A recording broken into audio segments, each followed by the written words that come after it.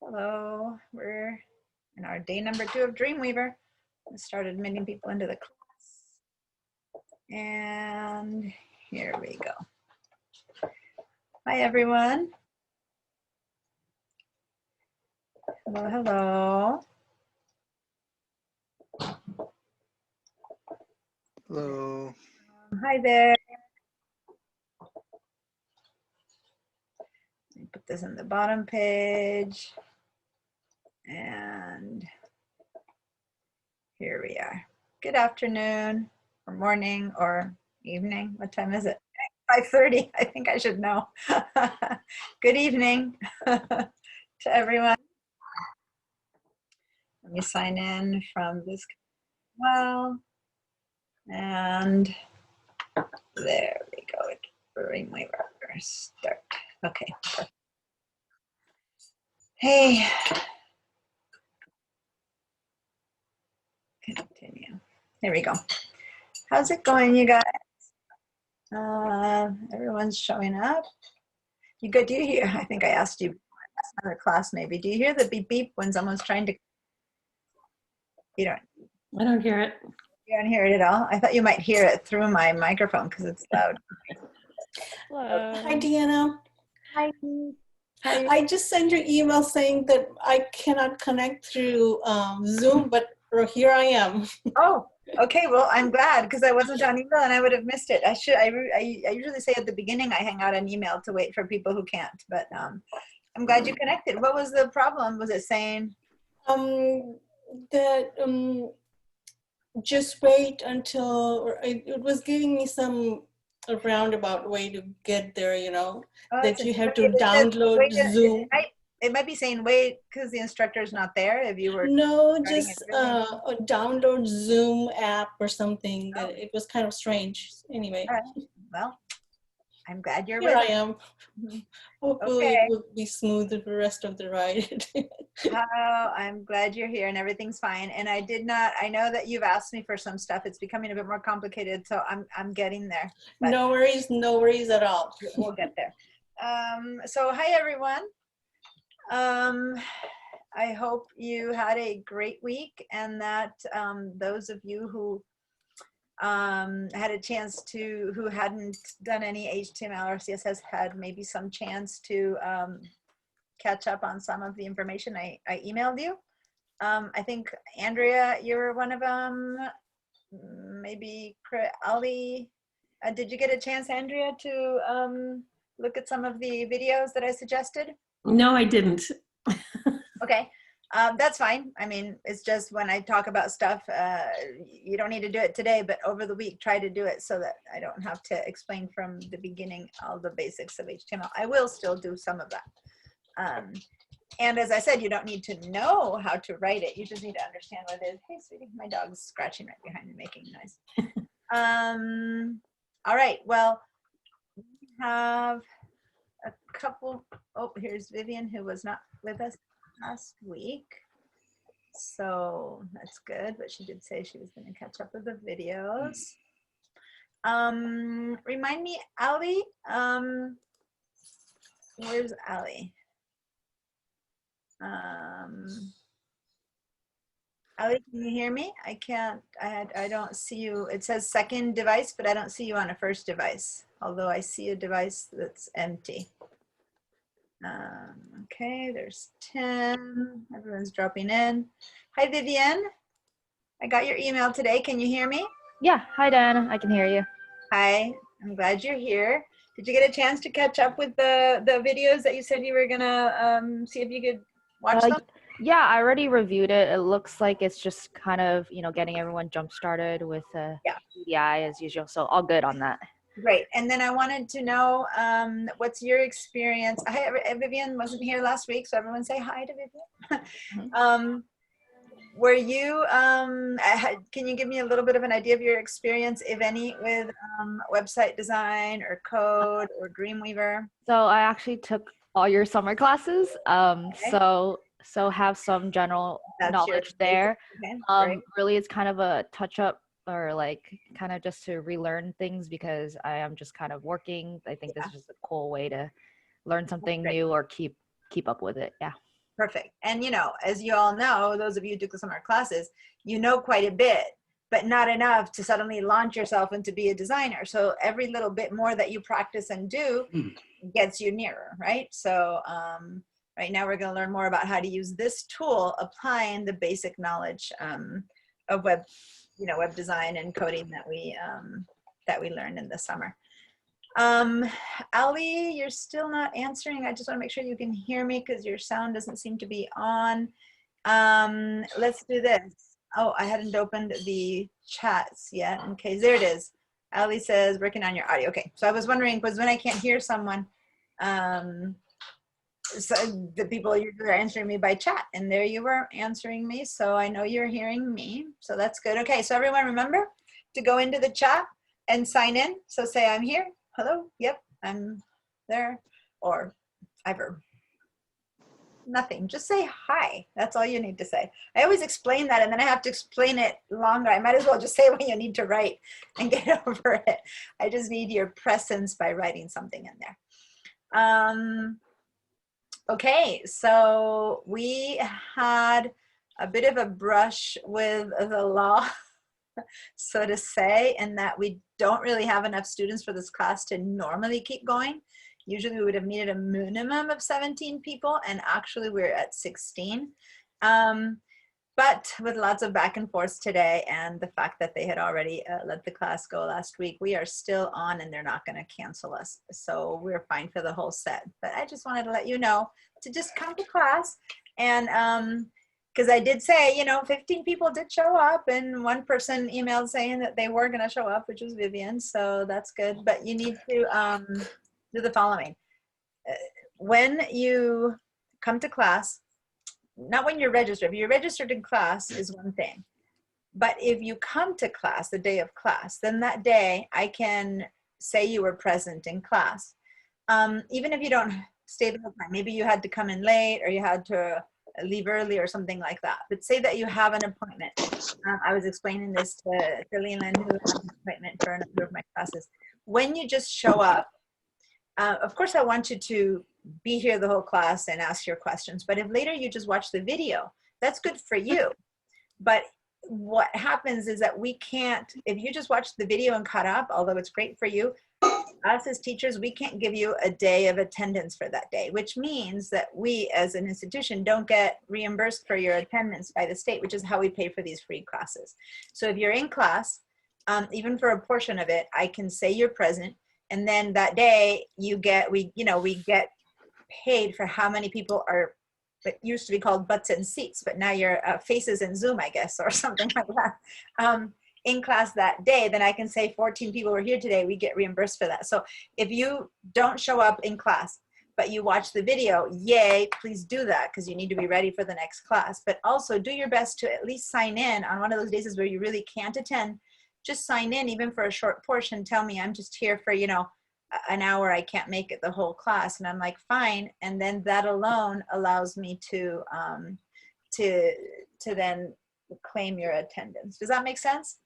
It's kind of before in class, what you would do, you would have to sign in. You actually have to go to class. Now the fact that you can sign in as in sign signature, but now that all you need to do is show up, especially in a class that they are allowed to run even without the minimum amount.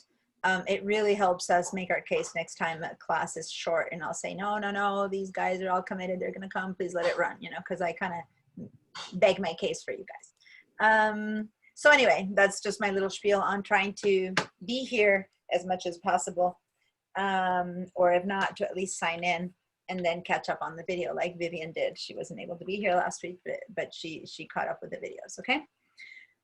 All right. My email that I sent you also asked you to make sure that you were comfortable with accessing VDI and the Google Drive file stream, so that now we can just say, okay, today, no more setup, no more talk. Let's go open VDI, set up our files. I have some files for you to download in Dreamweaver, and just jump in. Okay, so I'm going to go ahead and do that process and hope you follow with me, but stop me at any point if you're behind or getting stuck in the process of signing in or anything like that. Then I'll help you, right? But before I go ahead, any questions about anything that we did last week, about the course, about Dreamweaver? Did any of you try to purchase it? Anything like that before we get going? Hello, can you hear me? Yes. This is Robert. Mhm.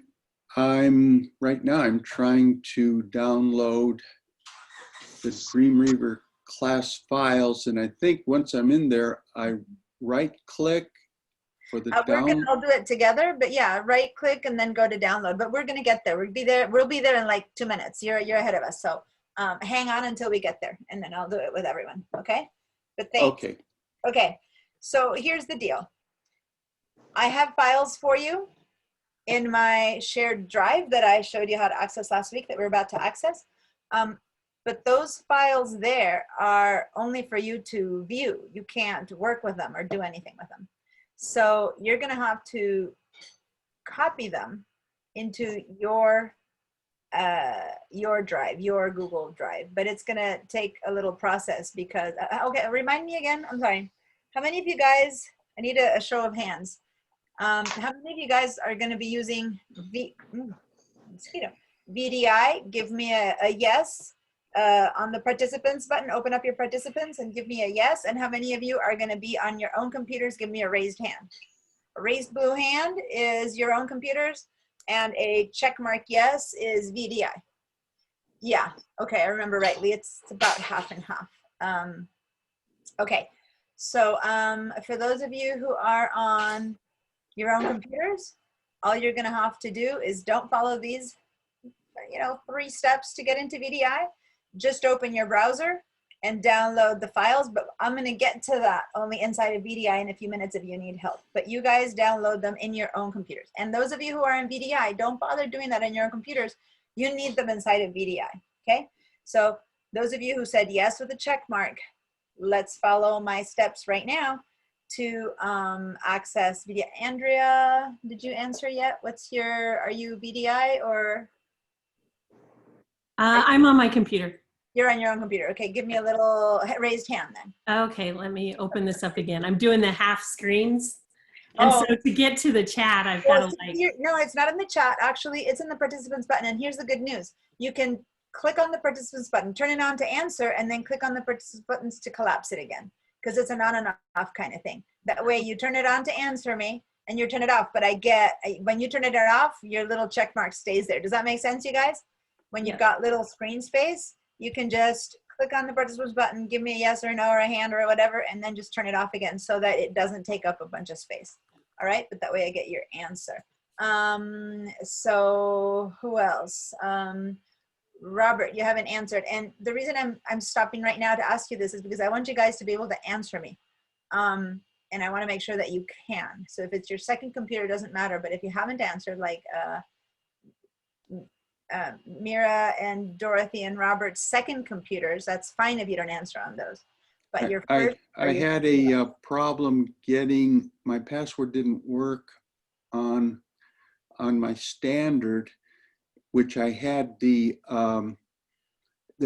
not the Zoom, the Dreamweaver program on. So I went on my guest computer. Wait, remind me again, are you on your own computer or on VDI? Because you haven't given me a yes or no. So I need to know how to support you by, are you on VDI or on? Yes and no. Okay. So yes and no. Give me what's the yes and what's the no. Well, I had it originally, but my password failed. So I went logged on to guest, and now I don't know how to get on to Dreamweaver. Okay, so you have your own Creative Cloud subscription, but your password to use it isn't working. My password to my my Apple computer failed for some reason. So I went to the guest. And your guest one, I see. Yep. And your guest one, you're not recognized by Creative Cloud. Okay. Exactly. So to be able to follow today's class, then you will be on VDI. So I see why it says yes and no. I can't help you with your password, so you won't be able to do that with me. So today, act as if you're a VDI student, and in your guest account, follow through VDI, okay? Yes. So that was a perfect yes and no answer. There's 2 reasons why you are and you aren't, so great. Okay, so I'm gonna get going with, I gotta close my own Dreamweaver, by the way, because I have my own Dreamweaver opened up, and that is gonna take up too much of my resources. Give me a sec here. Got it. All right.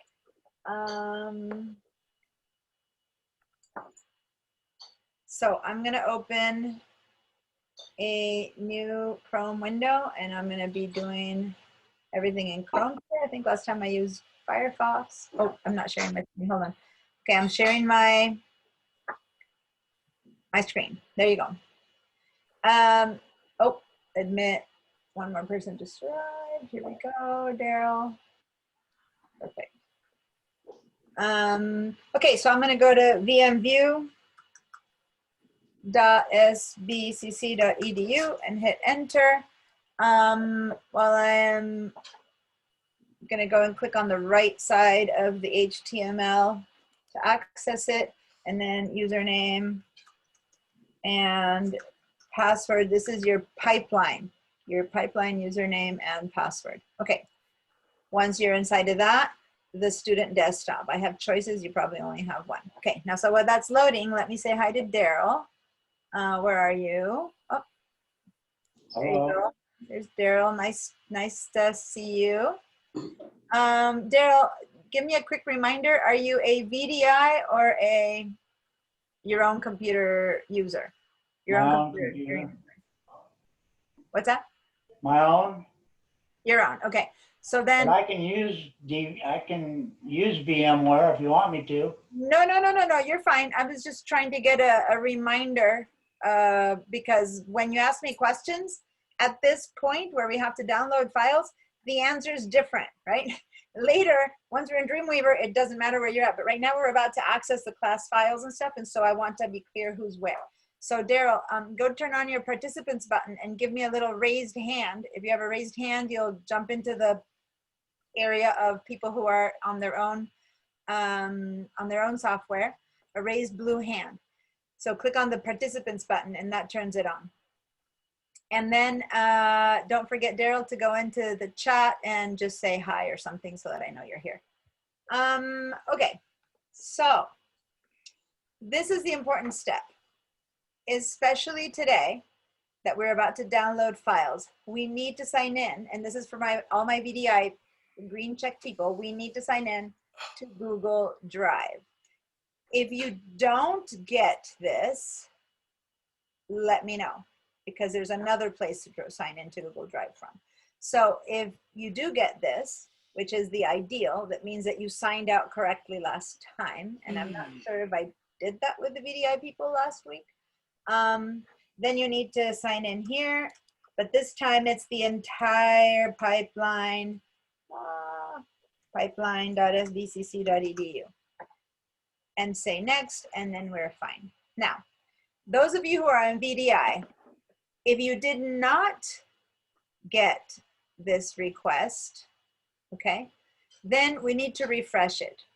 And you need to remember, and I'm just kind of closing out, because if you are not on, if you did not get the Google sign-in, every time we access VDI, we need to re-sign into the Google Stream, okay? Every single time. And at the end of class, if I forget to tell you, I need to remind you then to sign in, to sign out, so that the files stay fresh. It's a weird little, so here's how we're gonna do it. We're gonna go down to the very bottom. See where my mouse is moving over here? The very bottom, and click on this little arrow. So everyone who's on VDI that did not just sign in to the Google Drive like I just did, you all have to do this. So Tim, Ali, Chris, Mira, Rich, and Vivian. I think I got you all. All of you guys, please do this. Click on this tiny little arrow, click on the little Google Drive icon, and go to the gears and say preferences. Okay? And once we're in here, disconnect account. And it'll be removed, that's fine. Say, okay, we want that. We want the files to be fresh. Once you've disconnected,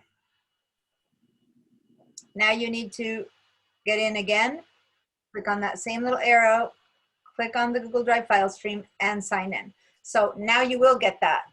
I got it automatically because I was signed out. But if you hadn't gotten it, now you need to sign in. So now I'm signing in again. And this sign in is the entire pipeline.sbcc.edu. Okay, next, and then we're done. So we need to, in order to have to not sign out and sign in, what we need to do is sign out when we're done working. And then next time you come in, we'll just get the request to be signed in. And then we don't have to go and sign out and sign in again. But I just wanted to remind you that this is the process. Okay. Now, while we VDI people were doing this, you at home with your own should have opened a browser and signed in to sbcc.edu, Google Pipeline, Google Drive.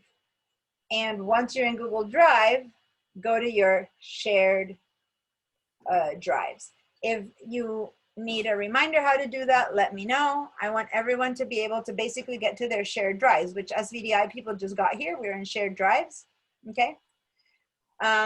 So now what I need is a, I don't want to lose this marker of who's on what, so hold on. I did lose some of it. Daryl, you said you'd never gave me the little hands up. The reason I need you to give it to me, Daryl, today, I want to make sure you can access it so that when I ask questions, if you don't answer, I know that you're not answering versus that you don't know how to get there. So Daryl, can you click on your participants button and then give me the yes? Yeah, you clicked it on and then off, so leave it on. Okay, and then Andrea, yours isn't on either. And I do believe yours was a little blue hand. No, Daryl, you're using yours at home. So you put a little blue hand, not the yes. Give me a blue hand because that reorganizes you. Okay, now I'm gonna do a screenshot of this. A screenshot of this, and then there you go. Now next time I need to know, I can look at my screenshots. For those of us on VDI, can we do this while you're sharing the screen? It covers my entire screen here. My shared screen, it's a good point. If it's covering your screen, then what you need to do is you need to hit your escape key for it to disconnect a little bit and then move it to the side. Does that work now? Got it. Thank you. And then once it's moved to the side, then you have the other half of your screen to do your stuff. And you can turn on the participants button, mark yourself, and turn it off if you need the real estate, so to say. You know what I mean? So now I'm gonna put the screenshot up, and I don't need to ask you anymore who's where because I can look at the screenshot. No, that's a screenshot from before. Where's today's screenshot? Here. Here we go. Here's your screenshot from today. So now I'll keep looking at that whenever I need to know who's on what. All right. I have so many different classes running, and I'm always having to figure out who's on what that I tend to have a good memory, but I begin to forget who's on VDI and who's not. And that's why this now for the entire class, I can just look at that and say, oh, I know where you're on. Okay, good. So now I'm clearing your answers. And now no matter now if you're in VDI at this point or in your own computers, I want to make sure that you've reached the place where you have the options of the shared drives or my drive, which it means that at home you should have opened sbcc.edu and you should have gone into your pipeline, gone into Google Drive, and go to find your shared drives. If you found your shared drives in your My Drive, then go give me a little yes. Now this is a new yes. You're at your shared drives in My Drive. If you are not there, give me a no, and I'll know how to support you. And this little bit of the video is the part that you need to review during the week next week, so that by the time we get to next week's class, you're good at doing this on your own if anyone needs a hand, okay? So go mark it. I want yeses or nos. So for example, Rich, you are on VDI, right? So in order to get to this place where you needed to be, what you needed to do is to have signed in down in this little arrow right there. Did you get to do that, or should I show you those steps, or do you need to share your screen? I can't hear you.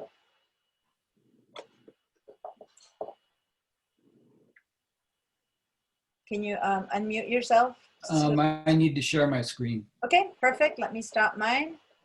I want everyone to get to the files on their computers.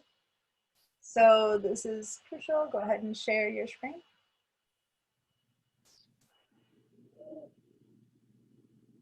So go down to the big green button that says share screen first. And then there's one more button you need to click, which is that a white screen with a lot of windows will show up. And on the bottom right of that screen, there's a button that says share. Perfect. That's your second step. Okay. So, okay, you're in the great spot. Now you need to sign in there, but that one has to come with your whole at pipeline.sbcc.edu. So that one's the entire thing.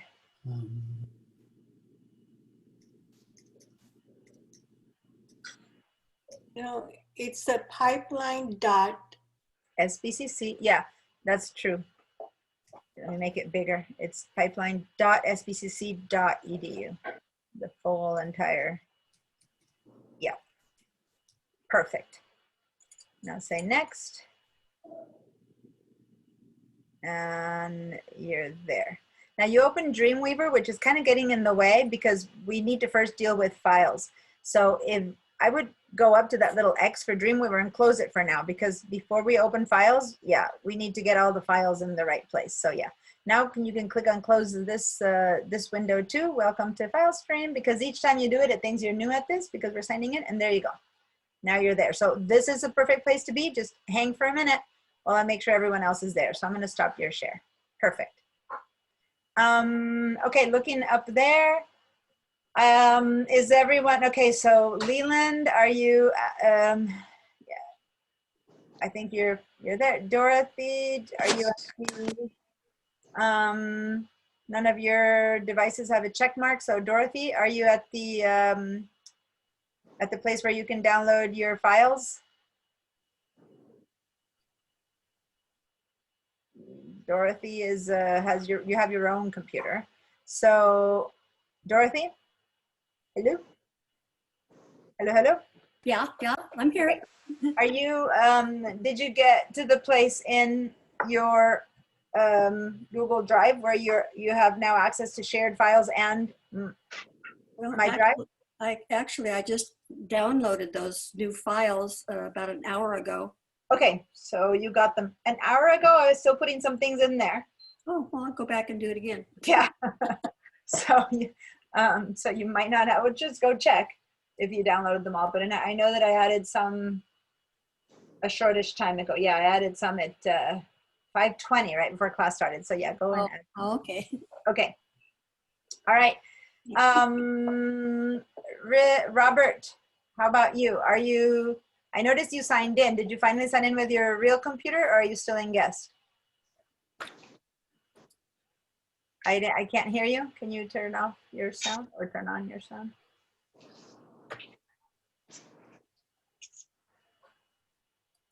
Robert, I can't hear you if you're trying to talk to me. Do you have the? I can't hear you. You're muted.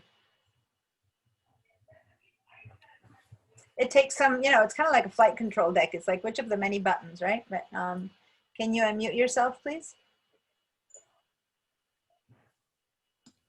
Okay, is that better now? Yes, now I can hear you. Okay, I just had to go through the 3 programs that are on there. And no, I think I'm good now because I logged out and I was able to get on my, off of my guest computer. I admitted you again. So now you're on your own computer. You're not on VDI. You're on your own one and your own Creative Cloud, right? Yes. Okay, and did you sign into SBCC student? I'm looking at shared drive, Dreamweaver shared drive Perfect. Good. Folder. You're in the right space then. Thank you. Yeah, you're in the right space. And in fact, it occurs to me that I need to do this because otherwise it'll be hard to support you guys. So let me actually do a quick access to that myself.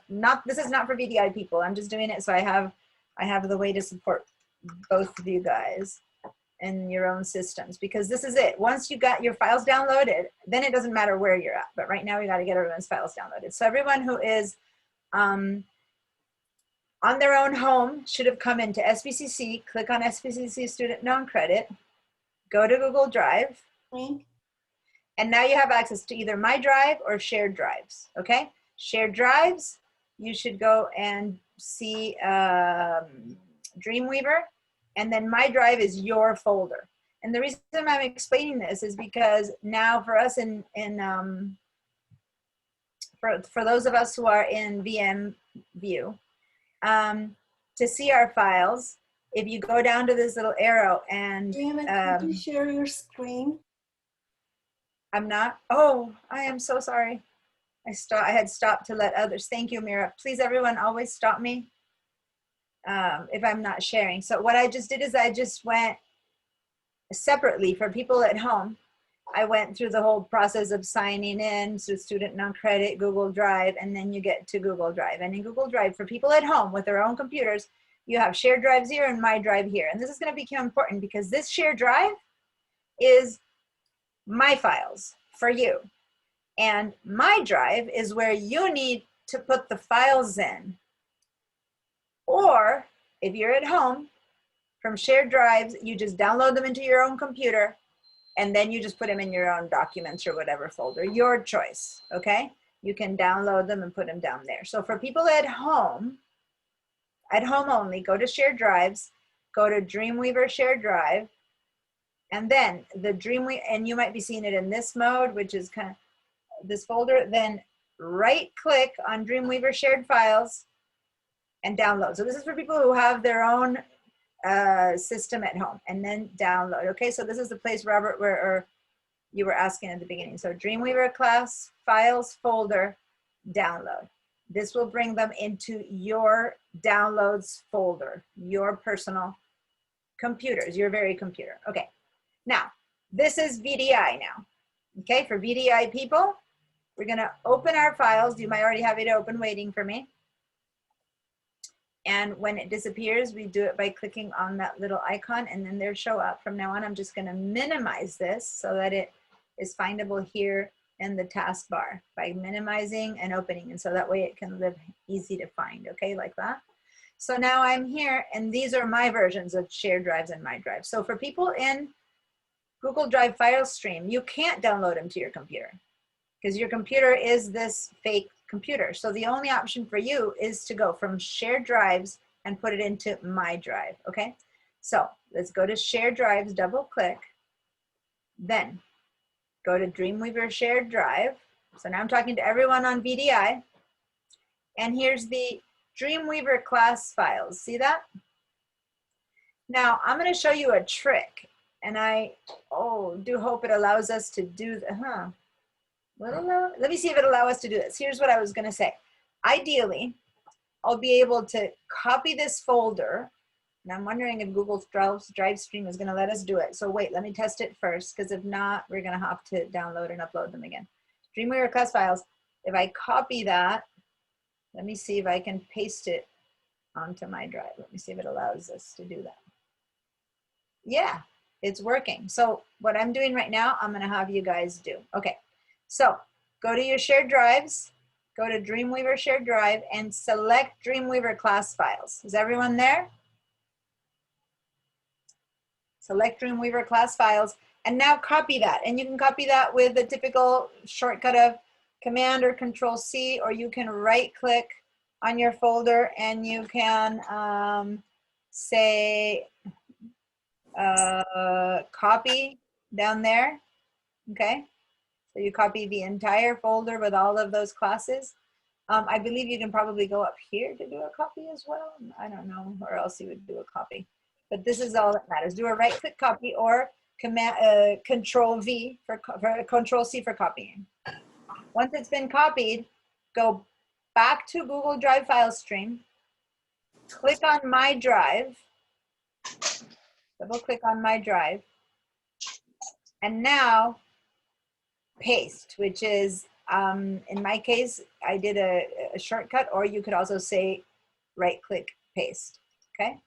That way you'll end up having a folder with Dreamweaver class files in your personal My Drive.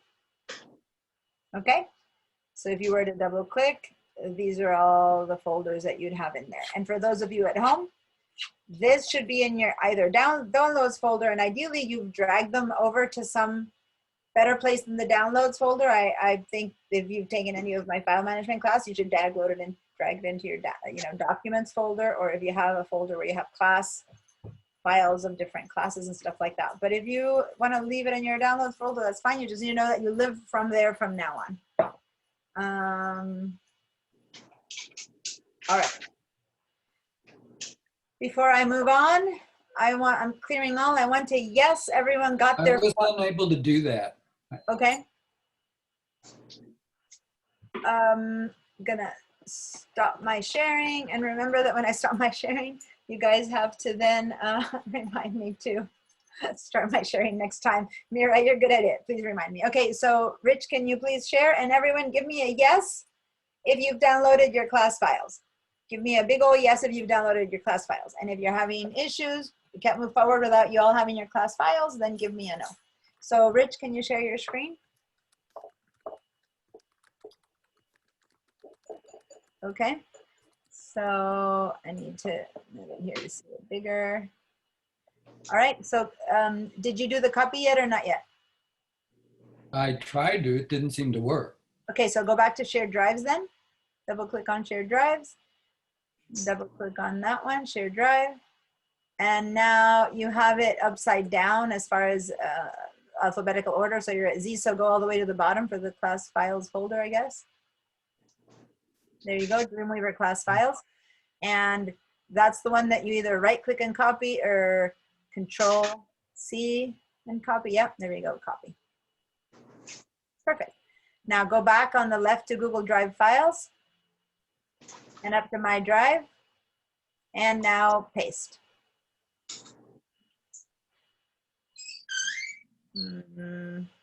Oh, the paste is not there. Go back into this white, no, you don't want, you want to paste, you need to paste it inside of here. Did it not copy? Go do it right. Go back to Google Drive file. Is anyone else having problems with copy paste? Go to shared drives again. Let me see if maybe the copy didn't happen. Stream shared drive. Go back to that original folder. Select it. Mine doesn't want to copy and paste either. Huh. I have a Mac. I don't know if that makes a difference. But it No. doesn't want to copy and paste. If you're in VDI, oh, you're Andrea. Yep. You're not. You shouldn't be doing this. You don't Okay. need copy. You need to download. Okay, go back to copy and let me see. Select copy. Now I in Google Drive. My Drive. Yep. No, double click My Drive. You need to be inside of it. Not there. Click away and double click My Drive. Yeah. Now put your mouse right underneath that on the white stuff. Yeah, and right click. And now paste. There we go. You were trying to do the right click on that icon and it can't copy into that icon. You needed to be just in this space. Okay. Okay, perfect. All right. Leland, you have your hand up. Is that a question versus a yes? Oh no, it's probably something old. Okay, I was just answering. Say yes if you all got your files, either on your home computers for those of you who have your own, or on My Drive for those who have VDI. Give me a yes. And if I don't see a yes, I know that you might need some help. So if you did do it, give me a little green yes. Otherwise, I'm going to start going one by one. So, Ali, I don't see a yes. Do you need help? Ali? No answer. Let me see if you usually answer by chat. Ali, went past the Google sign in. You can't get it back. Take my screen if you want. So Ali, do you need to share your screen? Ali? Oh. Hello, can you answer by chat if you're there, or you can't make a sound? You said you're not there. I can't like use your screen. You need to share it with me and I'm not hearing you. Okay, so you need to go down to your green share screen button and then share your screen with me so I can help you catch up. I see that you said yes, please. So go ahead and hit your share button. And then once you've done your share button, you'll have a big screen in front of you. There we go. Perfect. Okay, I can see it. All right. So you need to bring back up your, go to the very, very bottom right where that little icon came up. Yeah, to the left, there's the little arrow that's on the black. So right under where your mouse is now, a little bit lower down, there's like a little tiny up arrow. I don't see your mouse anymore, so I don't know where your mouse went. Yeah, so keep going down and touch the black portion. That's when I stopped seeing it. But do you see there's a teensy little arrow? Yeah, that one. Click on that. Okay, see the little Google icon? Move up. Yeah, click on that. Okay, sign in. Perfect. Now that's where you put your username at pipeline.sbcc.edu.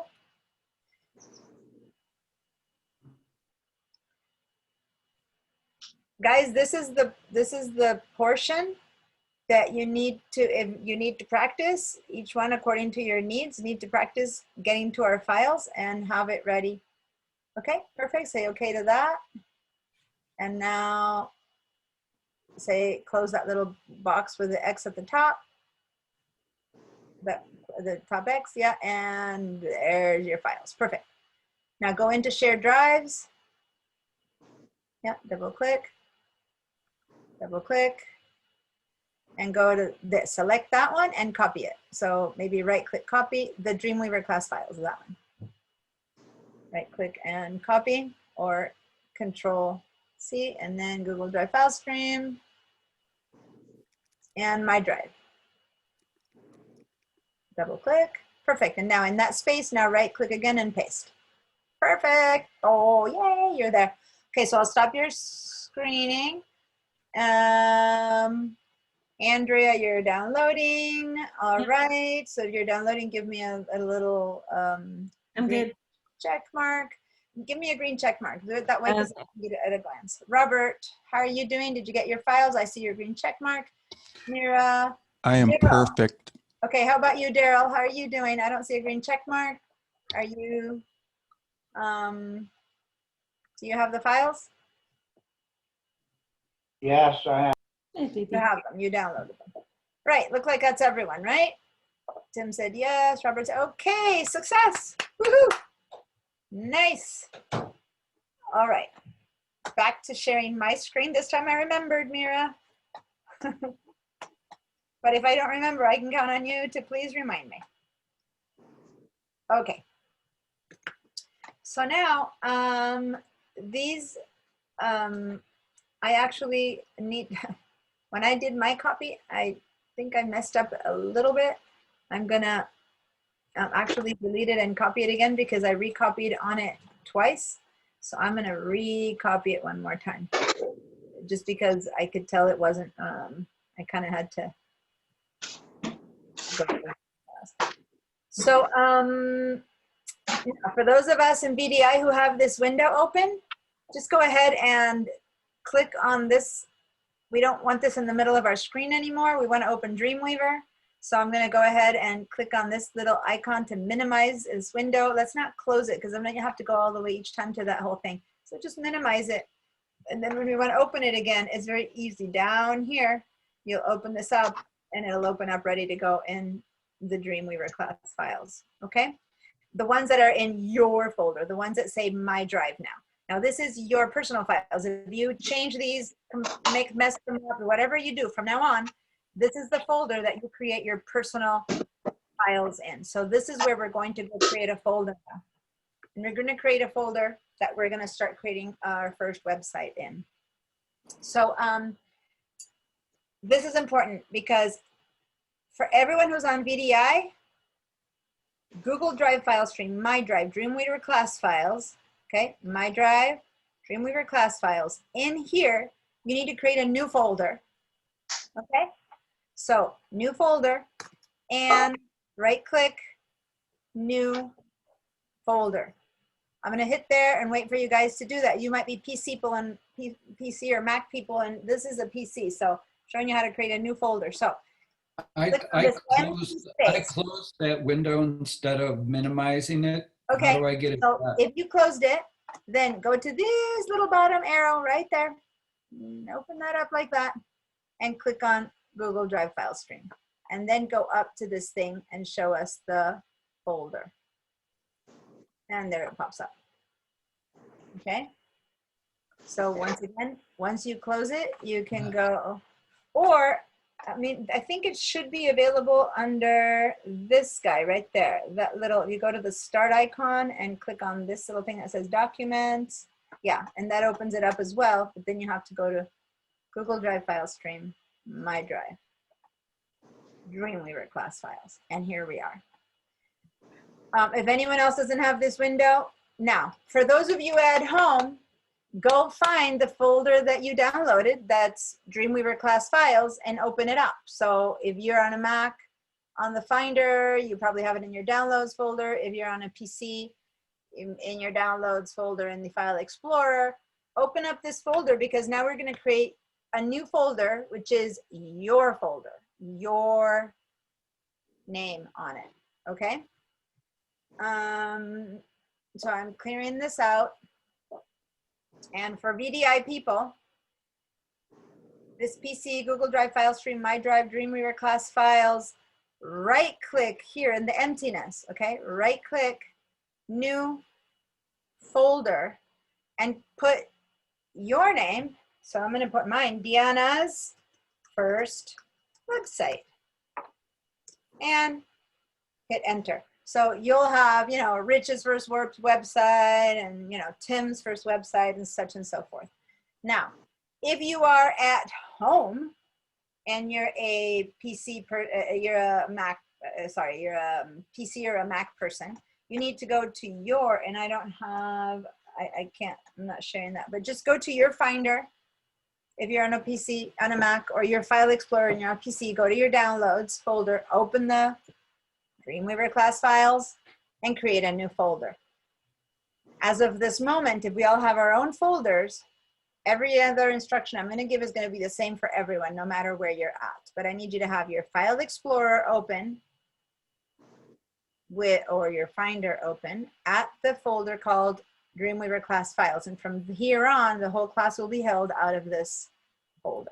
So if you are here, no matter, you know, if you know where you should be and you've created your name's first website, then give me a yes, a big ol' yes. Big ol' yes if you're here.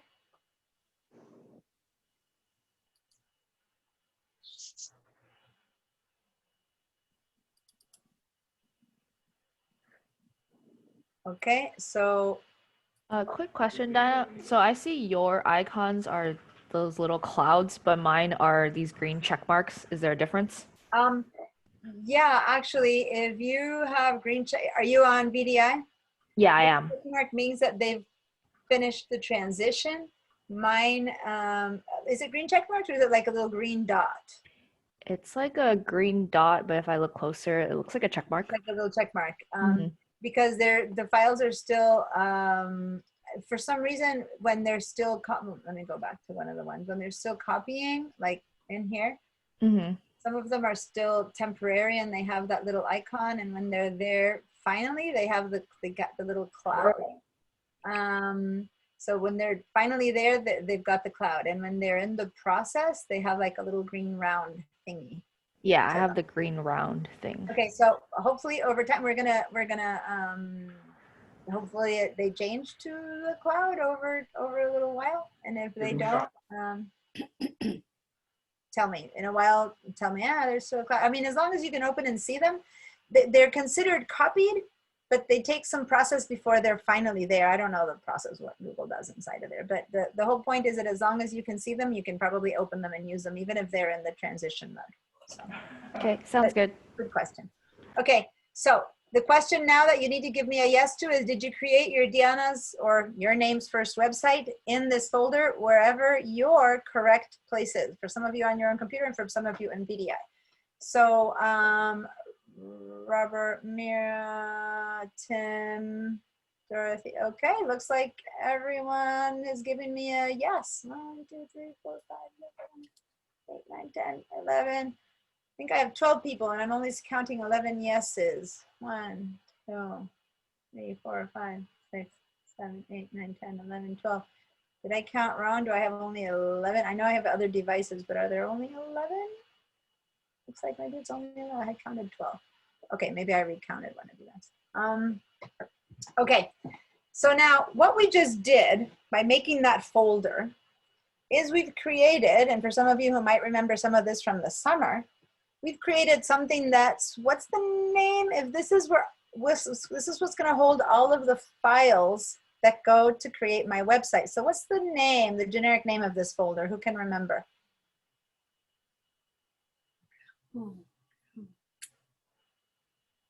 Oh.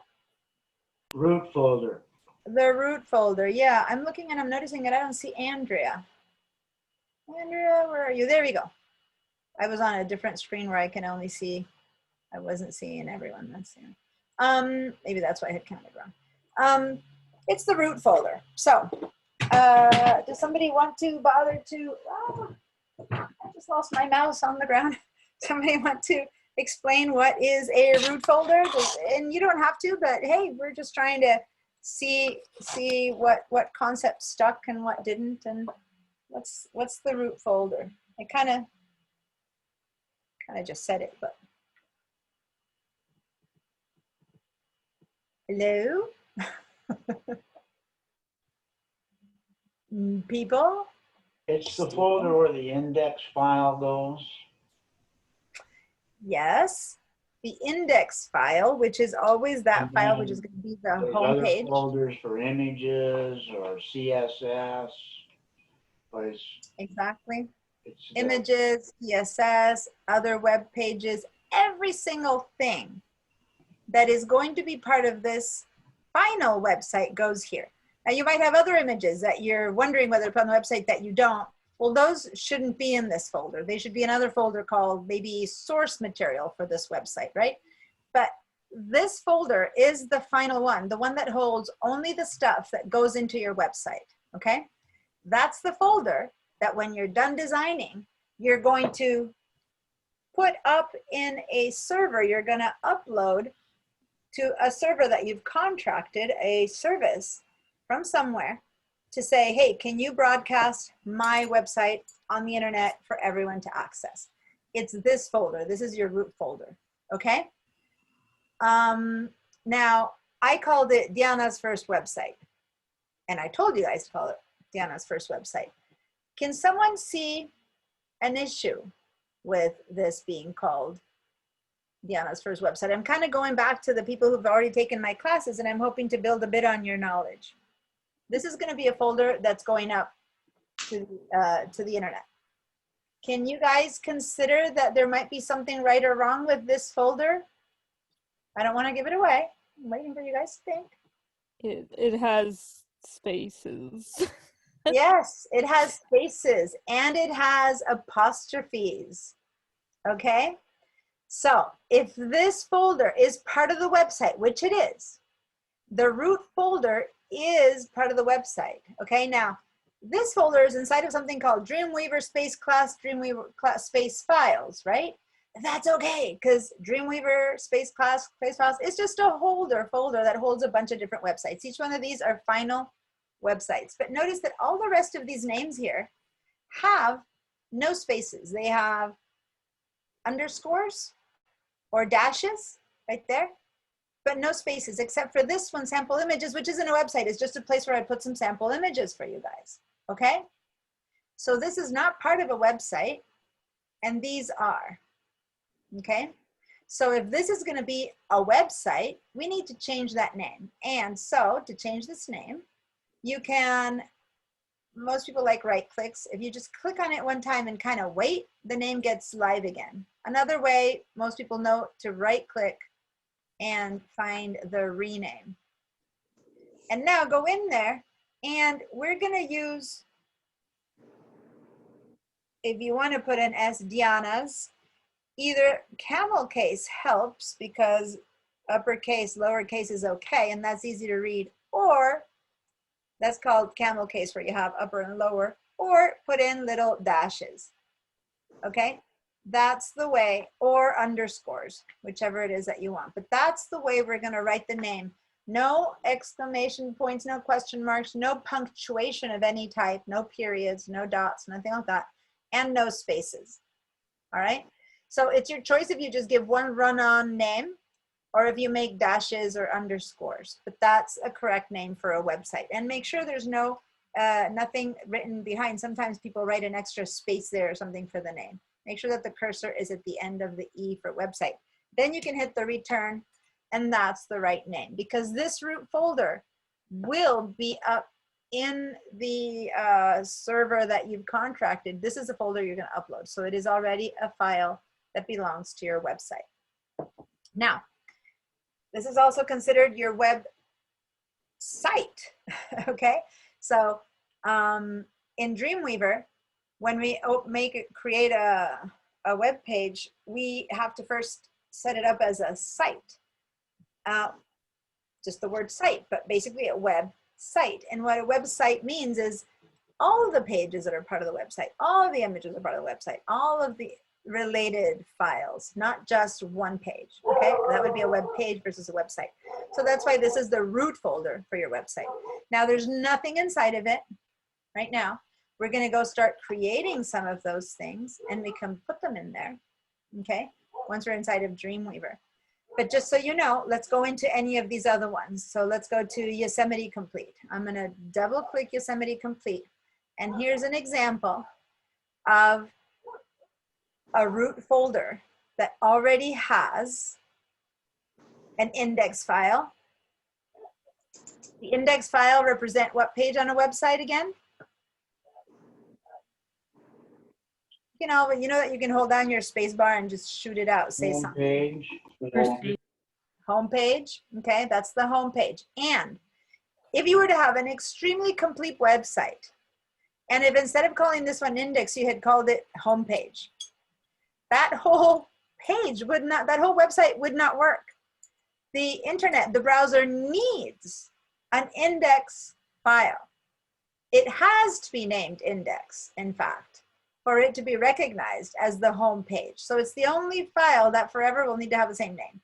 Other pages on this website can have any other name. So looking at this root folder, do you see whether this website has any other pages? One called Get There. Yeah, there's one more page in this website called Getting There, okay? Now, this is a folder that contains some JavaScript. This is a folder that contains some images, and this is one that contains some CSS. Images, we all know, are the images that we're gonna see. So let me see, I double click, and yeah, there's a ton of images in there. And of those images, there's also a folder called SVG. We're gonna talk about that, it's what that is, but basically there's another folder called SVG. Now, the reason I'm trying to get you guys to understand how to move in and out of folders because the relationship between the folders is important for how we create our website. So I want you guys to understand that yes, images is inside the Yosemite Complete folder. So if I want to go back to the Yosemite Complete folder, I have to go back one level, right? I kind of have to go, we say up and then down. That's up one level, down one level. So if I go up one level back to Yosemite, then I go into CSS, and I'm using these words specifically because later when we're designing, whether something is higher or lower in the whole structure really matters. And the top level is this one, where index is. That's the top level of this root folder. Then you have to go down into CSS to see a couple of CSS files. Then you go up again to the top level to get to the index. And then you go down into images to see the images, and then you go up again into Yosemite to get to the top level. Does that make sense? It's like, this is the top level. These are the top level. These three are folders at the top level, but you need to go into them to find down there, one step down, all of the folders. And how we're going to deal with images that are on the same level, like this to this, or at a different level, like what's inside of these folders will be different. So you need to be clear on what's at the top and what's inside. Does that make sense? The top level holds the HTML files. Now, this is an HTML file. See over here, it says HTML file. This is also an HTML file. If I go into CSS, that's a CSS file whose file type is called cascading style sheets. That's a CSS file. That's also a CSS file. And I go back into the top level. Images. Now, images is a bit more complicated.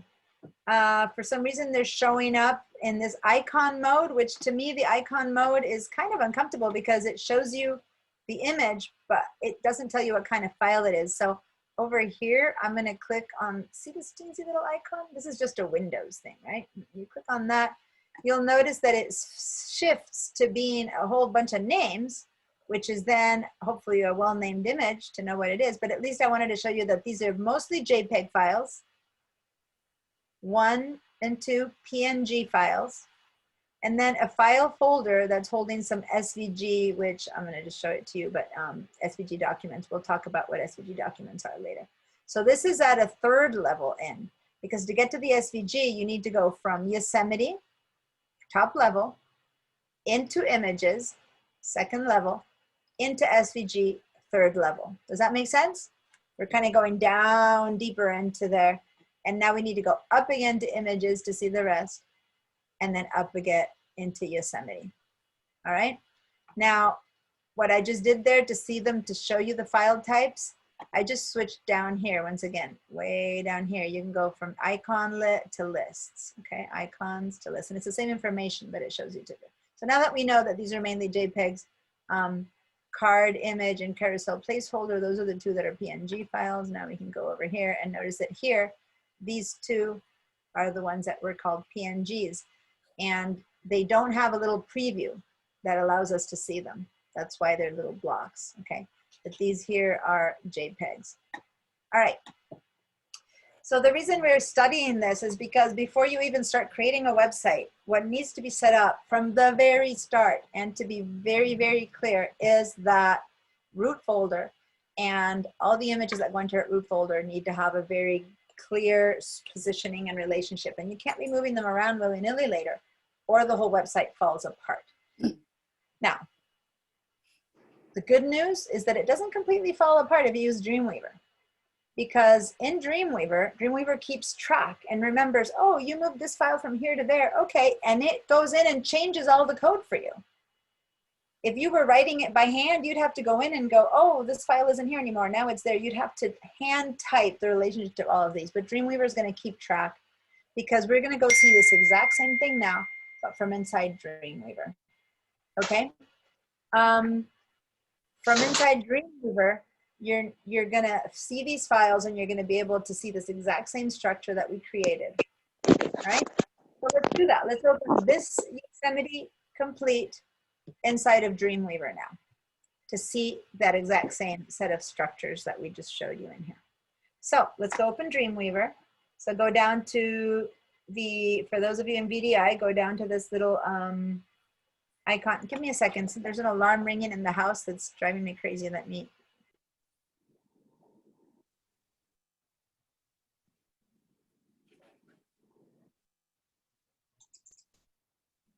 My son's cooking dinner, which is awesome, but that's not me, that was Joaquin. Okay, I don't know if you're yelling. I'm yelling, but anyway, my other son is cooking and the alarm is running off. Okay, go ahead and type on the magnifying glass Dreamweaver.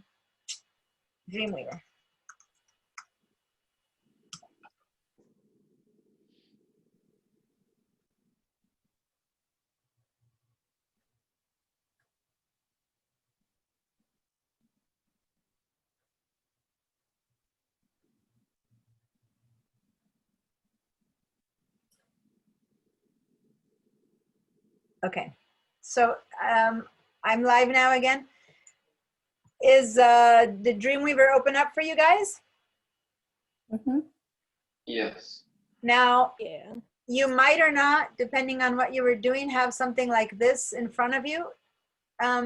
But right now, if something like this came up, go ahead and say cancel, because we're gonna start from 0. I had selected that folder, and so Dreamweaver thought I wanted to open it, but we can't do that yet. We have to first establish it as a site before we can open it. Okay, is Dreamweaver opened up for everyone? Let me get a clear all. I know it's not the happiest thing for you guys to have to go and click on the yeses or nos all the time, but I need to make sure that you're all with me. And unless you speak up and say, hey, I'm behind, this is my way to know that I can surge forward and keep going, right? That means that everyone opened Dreamweaver and I move on. If someone's stuck at some point, I need you guys to tell me this way. All right, so Vivian, you okay? You got Dreamweaver opened up? I'm at a create new. Say cancel, no, don't create new. Okay. It says create new and open only. Okay, so there's no option to neither one. There's no like X. Well, this is my own copy. Yeah. And So then it right now if you just open Dreamweaver, that's the only thing you did, and it says create new like yes. this, like Yep. this, create new or open, or is it a box? It says let's build a website, create new. Got it. It's your first time ever opening. Go ahead and say create new, and then you'll close it.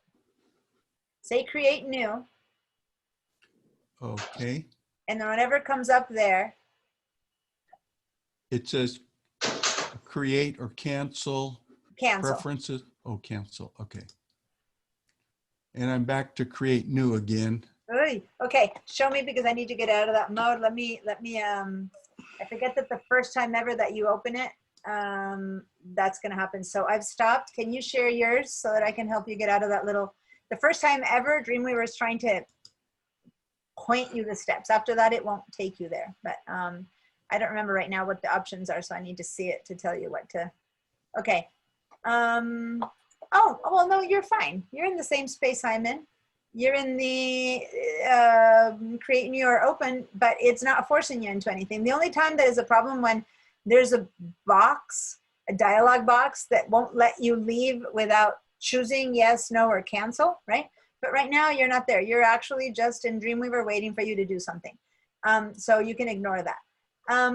The reason that yours is white and some of you guys stayed white is because you have your own version of Dreamweaver and you asked it to go white. Mine, last time I set it up in a whiter color, but I guess it's gonna keep defaulting to black. When I open it up, let me see if the file itself stayed open or black. But anyway, you're fine. This is where you should be. Everyone should be here.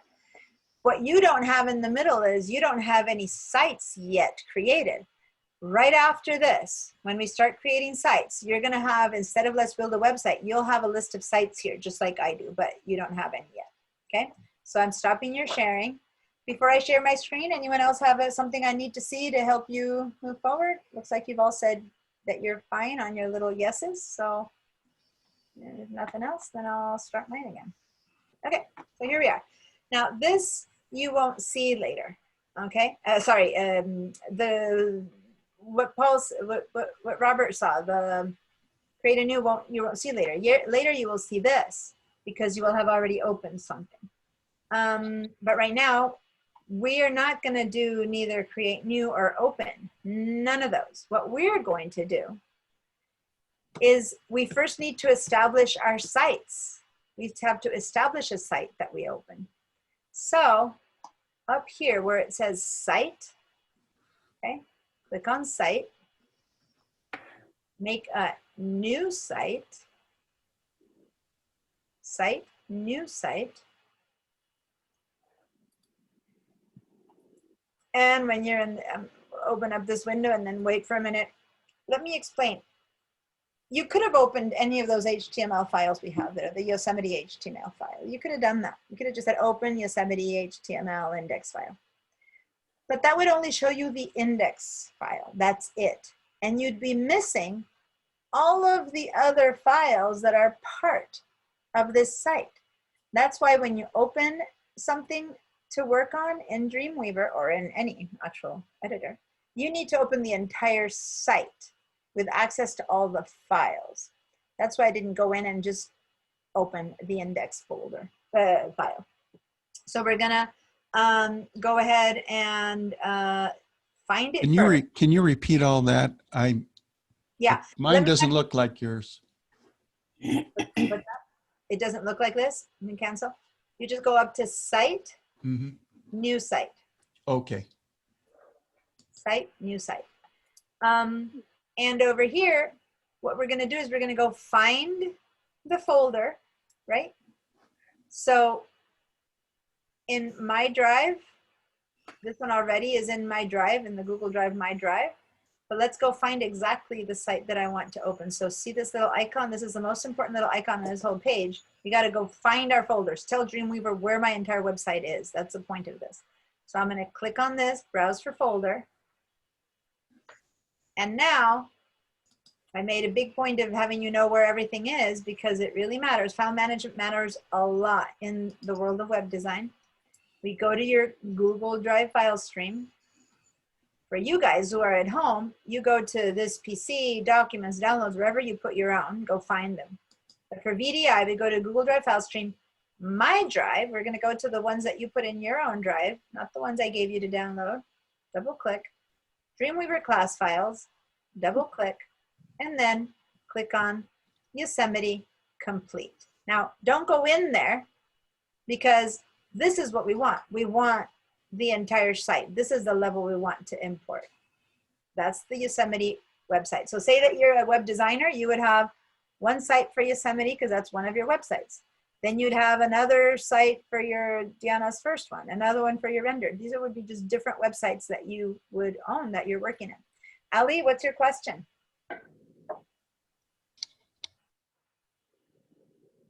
Ali, you raised your hand? Can you share? I am sharing. I am sharing my screen. You're all seeing my screen, right? Yep. Yay. Maybe you need to move something around on your screen, but I'm sharing my screen. It says a big old welcome back to Dreamweaver, and you see my root folder in there.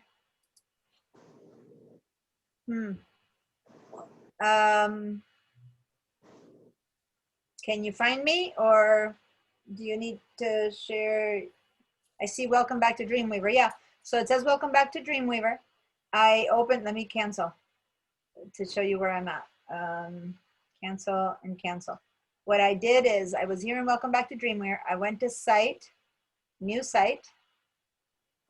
Are you seeing that I just opened up? Are you seeing, yeah, you're with me? Okay. And then I clicked on this tiny little browse for folder.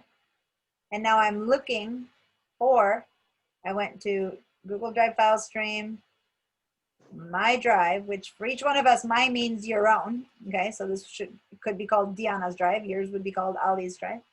Then Dreamweaver class files. And then the reason I had us put our own name in here is so that we are all very aware that we're in the right place, because you should be seeing your name here, right? And then choose Yosemite complete. At that point, you're ready to bring it in. So you say select folder. So don't go deeper than this. Don't go further into Yosemite. Just say, here it should say folder Yosemite complete, and then say select folder. Okay, so if you look at the path here, it says G, my drive, Dreamweaver class files, Yosemite complete. Does that make sense? And now we're gonna call this one Yosemite. And this name, this one doesn't matter. That's the file name that matters. This is what I tell myself. It's a site name I give myself. So it's the Yosemite sample finished site website, for example. I can just write whatever I want, but this gives me an idea. This is a description that does not need to care about the, okay, you don't see my mouse. Let me put on a teensy little annotate. Sometimes it's a bit easier. There we go. Can you see my mouse now with a little bit of color? It's just that that turns itself off after a few minutes, and I have to remember to put it on again. But that's probably a little bit better. So Ali is writing in the chat to me. Ali, it's harder for me to constantly keep an eye on the chat. Now and just now you had raised your hand and that flagged me that you were asking me for something.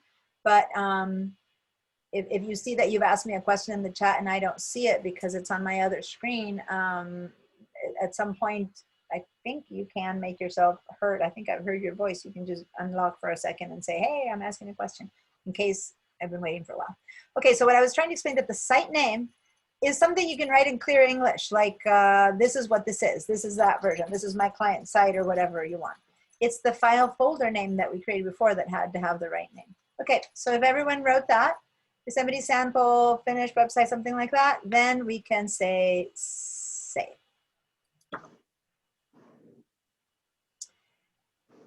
Now, the cool thing is that you don't see anything else here yet, but look what happened to the right in this panel. I'm going to put my mouse here. Last week I showed you a bit how to move panels and sizes and stuff. But I'm going to get this little double-headed arrow here, and I'm going to drag down a little bit so I can see everything here. And what I'm showing you is, what it's showing you is that I have a site called sample finished website, inside of which, and this is the folder it's in, and inside of which, see those files that we had before, the index HTML, the get there, the JavaScript, the images, and the CSS. Yeah, and I'm going to move this down a little bit more because I really like how this shows up here, which is how we can see it on the Mac as well, which with these little arrows, you can open up. So I can click on this little arrow, and I see that inside of CSS, I have the 2 CSS files. And then if I don't need to see them, I collapse it again. And then I go down here to the little arrow next to images, and whoa, there's all those files we had seen. The card, the carousel, see how it says it's PNGs. It tells me Chicory, JPEG, JCAP, JPEG, and then SVG, there's a new folder. So then I can open that one, and there's my things that are inside of SVG, okay? So this is from now on where we're going to handle the site from. I go into JavaScript, and there's 3 little JavaScript scripts, okay? So from now on, we don't go and handle the site anywhere more from the Finder, the Explorer window, rather from here. If I were to, for any reason, move one of these images here, from here into there, like from here, then all my files are going to record the fact that this is in a different place. But if I move them outside of here, it becomes harder for things to appear, and you get those little question marks. Okay. So if I want to see this file, this website, all we did was load it into our sites right here. If I want to see this web page, I need to open the index HTML. So let's do that. Let's click on index HTML right here, double click, and it's going to open up.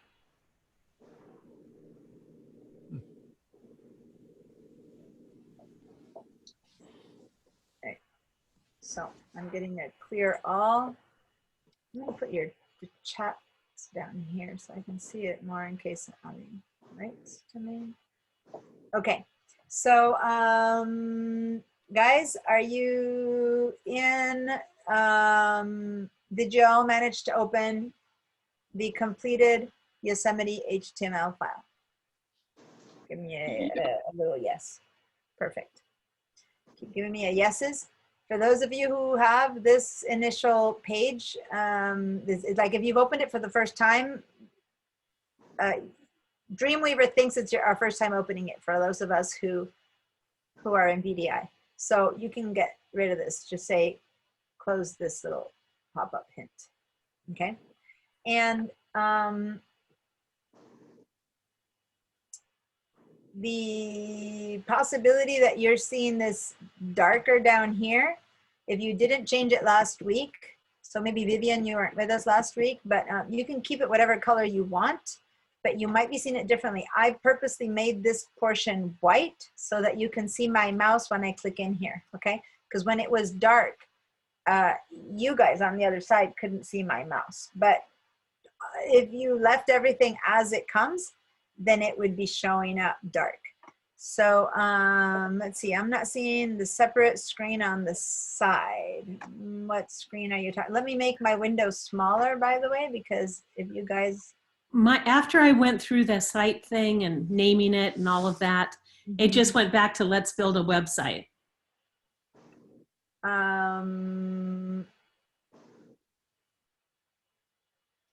It should have gone to let's build a website. That's fine. What then I asked you is to go into this on the right side of your window. All I did is I clicked, you would see the files panel. If this panel, I double clicked. Oh, the files. Okay, I've got it. We're good. Perfect. Thank you. You're welcome. Anyone else who's not here? I'm not seeing many green check marks, so I don't want to start asking individually. So if you are here, you've opened up the web page, give me a green check mark. All right. That little green check mark is my lingua franca, my way of communicating with you guys. So, perfect. All right. So, up here, we see the repetition of that which I showed you in that folder. So this is the folder that holds all the main bits of information. And in fact, this web page already has a second page. So now let's double click on this second HTML to get there. Double click on that. And now this page is very empty. It doesn't have much, but it's part of the website. And now up here we have two index files, two HTML files open, the index file and the get there. So each one of these is a page of my site, okay? Now both of these pages, there's not too much in here, but the very least that you see in here is the nav bar at the top is the same for both, right? And that's because we are using, see, if I go to one or to the other, the nav bar part is the same. And that's because this whole page is being individually written in each HTML, but both of them are being affected by the same CSS files, which are telling them how to look. So this HTML and that HTML are both being affected by the one external CSS sheet that happens to be in the same folder, telling it that's how you need to look. You need to look green with white text, where the logo has to be on the left. So the HTML says I have a logo, and the CSS says, oh, make it be showing up on the left side and have the text be white. You see what I mean? This is where the stuff is. The content goes in here, and the CSS tells it how to look. And if I have an image, it's in here. And if I have a way this file should function, it's in here. So that's kind of all that makes the index file know it should show up the way it shows up because of what's in there. Does that make sense, you guys? Yep. Any questions before we move forward? What I want us to do now is see what this page looks like on the internet. And then once you have that basic set of understanding of how a website works, we're going to go to that folder and create some of our own stuff. So here, remember last week, this is review from last week. We have, does anyone remember what this is called? What kind of view this is? This right here has a name. Like this Live view? Yes, good job, live view. This is trying to show us as much as possible the graphic representation of our code. Okay, so it's trying to show us visually what our code is saying. So this is the code view, and this is the live view. Okay, these here are the panels that, in my case, since we're kind of making our window small, it's taking up a lot of space. So I'm going to put my mouse right here and drag it to make it as skinny as I can, which isn't much skinnier, but I can save about an inch of worth of space. So go ahead and move it to the right a little bit. And then the DOM is the third panel that helps me based on the structure to find my way around. So if I understand code and I put my mouse here and scroll up and down, I can go, oh yeah, this is that place. This is the footer. This is the header. This is the whatever. If I'm good at code, that's all I need. But if code isn't my forte, which isn't anyone's in this class, or you know, you wouldn't be here, then you can say, oh, it's over here. Oh, so over here I can tell that what I'm looking for is my footer that's way down at the bottom, and you can go and click on your footer. Or I want to go to this image right here, or something like that. So say you want to go to this image, you click on this image. When you click on that, you know where you are. When you click on getting there, you know where you are. When you click on, I don't know, let me go all the way to the top to spectacular scenery, there you are. And as I click on any of these things, my code switched so that now spectacular scenery is where my cursor is, right there. And look at my DOM, it's telling me that that's where I am. So all three places reflect the exact same spot. One is showing it to me in code, one in live view, and one in the DOM view. And the DOM view, what it does is it shows me the structure, okay? The structure of the outline, the structure of the page. So we did this a little bit last week, and that's why I want us to just do it a few more times. Go click on, say, the logo right there. See how, without knowing how to move through code, you now have a cursor right there in the right place in the middle of the word Yosemite, inside of the nav bar. And over here, it's put us inside of the link a nav bar, which is that anchor. It's an anchor tag. Anchor tag, which is a link. Okay. Any questions about this before we actually see this in a real page site? Deanna, mine looks different. Okay. So in what way different? Let me share my page. Oh, wait, one thing before I tell you that, one thing. Could it be up here that it doesn't say standard? No, it's a Okay. navigation bar looks different. Oh, okay. So if your screen is bigger and wider, right, then your nav bar would look like that. Exactly. Because you have more space. And so remember this is a website that has many media queries set up. I see, Leland, you asked a question, give me a sec. There's many media queries here.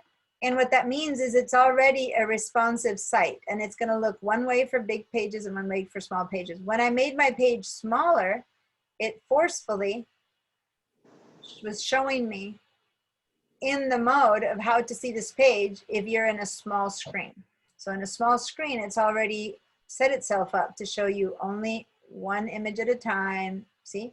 So that's why you were seeing it differently, because it's showing you the media query of how this would look like if it's, for example, in a screen smaller than 440 pixels, which means probably what it would look like on a phone. Now, I made it smaller so that it would be easier for you guys to see my whole page through Zoom when you're using half the screen, but when I make it bigger, now it's showing me the media site of probably small desktop, which still is a smaller menu. And then when I make it even bigger, then I'm finally moving in to see the entire menu at big screen size. So I did it by resizing my entire Dreamweaver page, but normally you would do that having this as big as you can on your screen, and you know, whichever size your screen is, and then you can move this from this right there. You can move it down to see what it looks like at that media query. You can move it up to see how it looks at that media query, or you can click on these little purple spots and it jumps from media query to media query, meaning when you have a big screen, you've told it, or even a bigger one than that, you've told it to show 3 columns worth of stuff. And when you have a smaller screen, you've told it, show me only 2. And when you say, oh, I'm on a little phone, show me only 1. So that's what we establish in the media queries. It's the same material, but it shows up differently according to what size screen. I'm gonna go back and tell it I wanna see it at 960. And if I don't have space to make it any bigger to the biggest screen, then to double click here to fit width, I double click in this brown area here, double click, and now it gets as big as it's gonna get. And as big as it's gonna get is the max, which is 3 columns. Does that make sense? Yep, thank you. Now, Leland, you had a question a while ago, you raised your hand. Oh, I figured it out. I was just curious. I forgot what DOM standed for, but I found it. Okay. I always have a hard time with that word, and it's something object module. Is it direct object? What's the D? I think it's document object module. There we go. I always forget the word. I mean, I know what it does, but I always forget what the words stand for. But yeah, it's document object model. There we go. Consider it's just kind of like the outline. It just the tags is what shows up here and helps us jump from tag to tag, which is a great way to go fast from place to place. If you know you're looking for something in the footer, you know. If you're looking for something in the head, if you're looking for something in the nav or something like that. Now this one here doesn't really have a good, I'm noticing here a good structure. It doesn't have a footer set up. Look at that. Ah, there it is. It's inside of the container footer. There we go. There's the footer. Now I'm jumping to the footer. Okay. Any other question? Mira's question was perfect because it helped me remind you how the media queries work. Any other question that you think of right now? Quick question to understand a bit more the basic layout of how we're going to work, because we're going to start with a very beginning site. We're going to build up to this. Nope. New questions? Okay, I'll continue.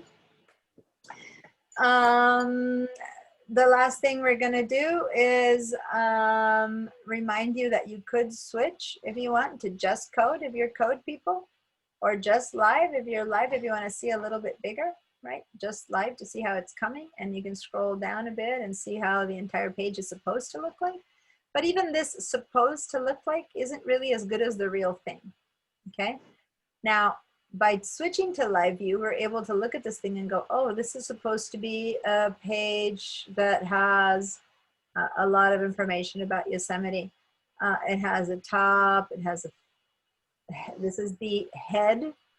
It's also the nav bar. It's got a hero image. We call something a hero image when it's that main image that, if you want, decorates that first page. Then we have over here, these are called cards, but anyway, it's different ways of representing the image. Then we have some other information and other sections, some more down here. And then at the very bottom, the footer, okay? Now, this page is a simulacrum. It's like it's trying to be what the web page will see. But to really see what the web page will see, what we have is this little link down here at the bottom where it says preview.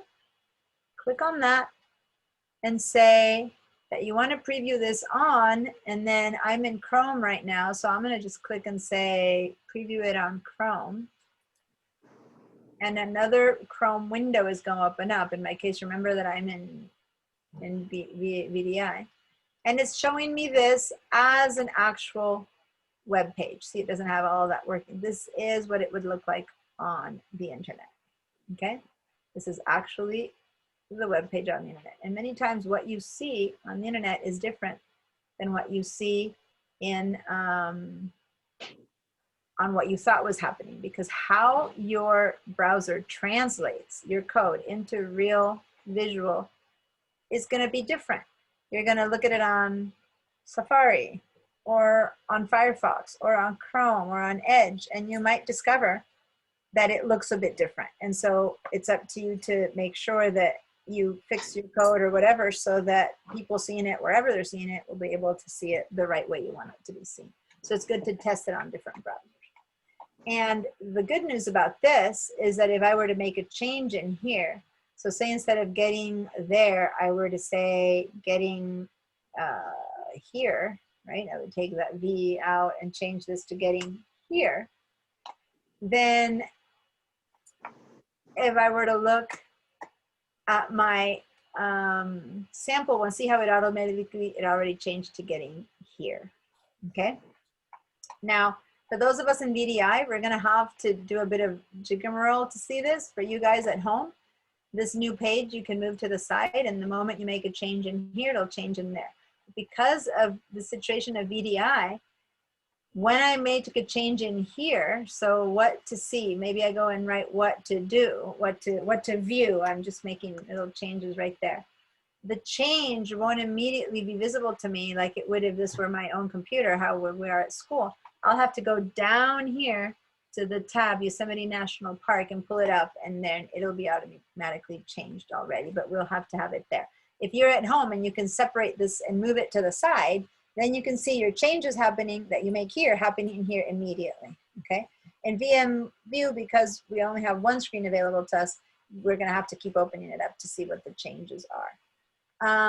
So when you go click in here to make another change, instead of activities, I'm gonna write things, you know, to do or something like that. Everyone go try this, okay? Make a change, say to do or what to view, and then go down here to VM View, and there it should have changed, okay? Is that working for you guys? Are you making changes and seeing them happening? We're not gonna save these changes. We're just trying to see how it works, that you make a change and then you see it on the live view.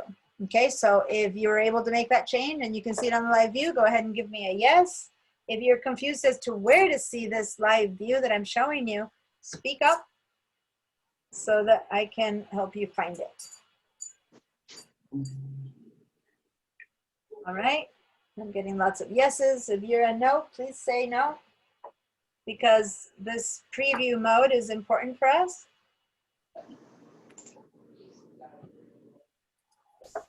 All right, mostly yeses. Richard, have you been able to check your preview? Same with, oh, okay, everyone's dropping in and saying yes. All right, looks like I got yeses from everyone. Thank you for responding to the yeses. That kind of makes me sure that I can keep going. All right, good. So now, we're not going to save these changes, and we don't want to make changes to the site. We were just using it to understand our way around. So now what I want to do is I want to close this set of pages. So I'm going to go ahead and to close my index file. I have two. I have get there and index file open. I'm going to go to where I see up here. Notice, by the way, let me make a point before I do that, before we close it. When you go to index HTML, see how now there's a little asterisk next to the L? You have to go look at it on your own if you made changes. That means we've made changes and this page hasn't been saved. See how the get there doesn't have that? That means that if I close get there, no one's going to ask me to save anything. But when I have an asterisk there, it means a change has happened. So when I try to close this by clicking on that X, it's going to say, do you want to save changes? I want us to say no. I don't want to save these changes. Say no. Okay? And then that page closed, and then the get there, we haven't made changes, so when I close it, it'll just close. Okay, so now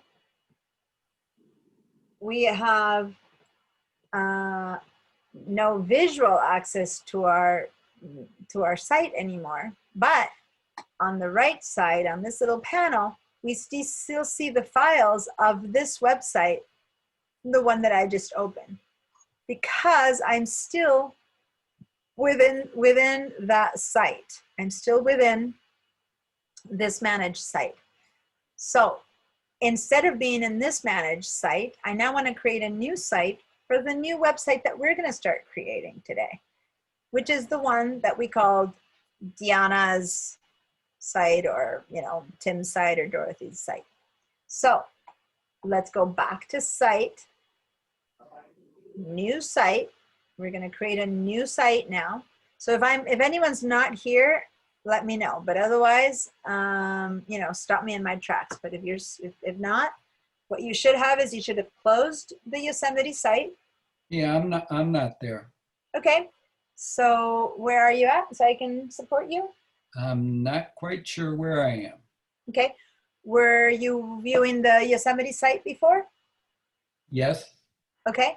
So that means that you just have the Yosemite site opened and you need to close it. So let me actually open it up again. And so I went up here to the kind of top left of my screen, and next to the name of the HTML page, there's a little X. You can also go to File, Close, right? And close all. You can do it that way too, and then it'll all close up. I just kind of went and clicked the X's to close them out. But you could also always say File, Close, okay? Did that manage to close your files? Yes. Okay. I guess. I'm not sure where. Want to share your screen? Please. All right, stop sharing. Okay, go ahead and share yours. Thank you, by the way, for keeping right on top of not being at the same place. Because when I start with the next one, if you're still struggling with the last one, then I really leave you behind. So that's good. So, okay, so remember it's two things you need to share. The green screen button and then the little blue share button for the share to take, for the screen share to take place. Hey, I'm trying to get a hold of Gary. Okay, Andrea, that's fine. I see you need to go. Make sure to watch the video because you're the one who needs more of the support with HTML, and I'm about to start creating that exact conversation of the HTML. So please watch the video as of whatever time it is right now. Okay? Sorry, I was answering Andrea. Where are you? You're fine. You closed. You closed your files. What's different is that yours up here is white and it says welcome back to Dreamweaver. But if you notice, it still says, you know, create new and open. This is the resting spot, the place where now we start. And so when I said now go to site, I was referring to up at the top there. You see the word site, put your mouse over, see if you see what, if you're in the right place. Move your mouse over to the word that I'm saying is site, which is move to the left and to the top. Okay, a little bit higher. Yeah, right above where you are now. Keep going up. Up, up, up, up, up. Move your mouse up. It says tools, find site. That's the one I'm going to right now. It looks a bit different because yours is white and mine is dark, but that's where we're going to that new site. So you are in the perfect. Well, how come I have two Yosemites lit here? Because those are the two last files that you opened. You opened the index and the get there. Oh, okay. See that? So that's why it's telling you that. But now we're closed and now we're going to open the next one we open will show up there. In the future, you'll have quite a list like I do. As the more we open, the more you'll have there. That's like a recent files place. And so the last two files you open are index and get there. They're the only two things you've opened yet. And that's why they're showing up there. Okay. It's supposed to be made for having it be easier for people to open what, instead of having to go and find them. They can just go in there. All right, I'm gonna share my screen again. We're gonna open the new one, create a new folder, a new root folder, and then we're gonna take our break. So now, up to site, new site. Now the site we're gonna create is our own. So now we're gonna call this one your name, but this time you can put the whole Diana's first website. What had we called it? I think we had called it Diana's first website. This one, as I said before, can be with regular English with apostrophes and all that stuff. And now we need to go find it. So let's go to this folder. And that's the folder that right now contains nothing. But that's where we're going to start creating our website. So that one is a complete one that has a bunch of stuff. But now we're going to create our own. Okay. So I don't need to go far to find it because I was already in this folder. So from now on, we don't need to navigate too far. Just select the folder. And that now is directed into the right place. It says it's in the Google Drive, in my Drive, Dreamweaver class files down his first website. I give it a name, and now I'll say save. Now, over here, we see the folder, but nothing in it because, hey, we have nothing in it. So instead of opening something that's in there, we need to create our own first HTML. Is everyone here? If you're here, give me a yay. If you're not here, then let me know.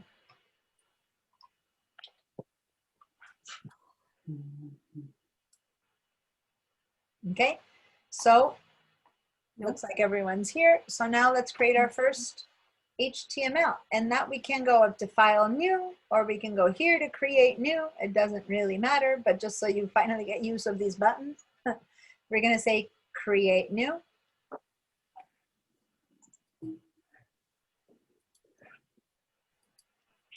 And we could create a whole bunch of different news, but what we want is an HTML, which is the default choice. But per chance, if you're somewhere else, make sure to click on HTML. That's what we're creating. Okay. Let's not include any pre-built anything. We're just going to start from scratch. So we'll just say create new. Now, I'm not sure if you're in None or if you're in Bootstrap.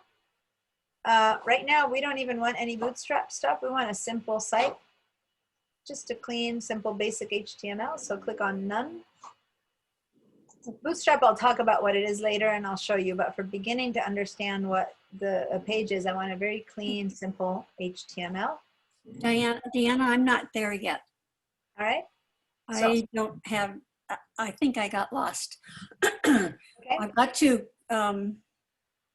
site. Is that new site? Did you make your new site?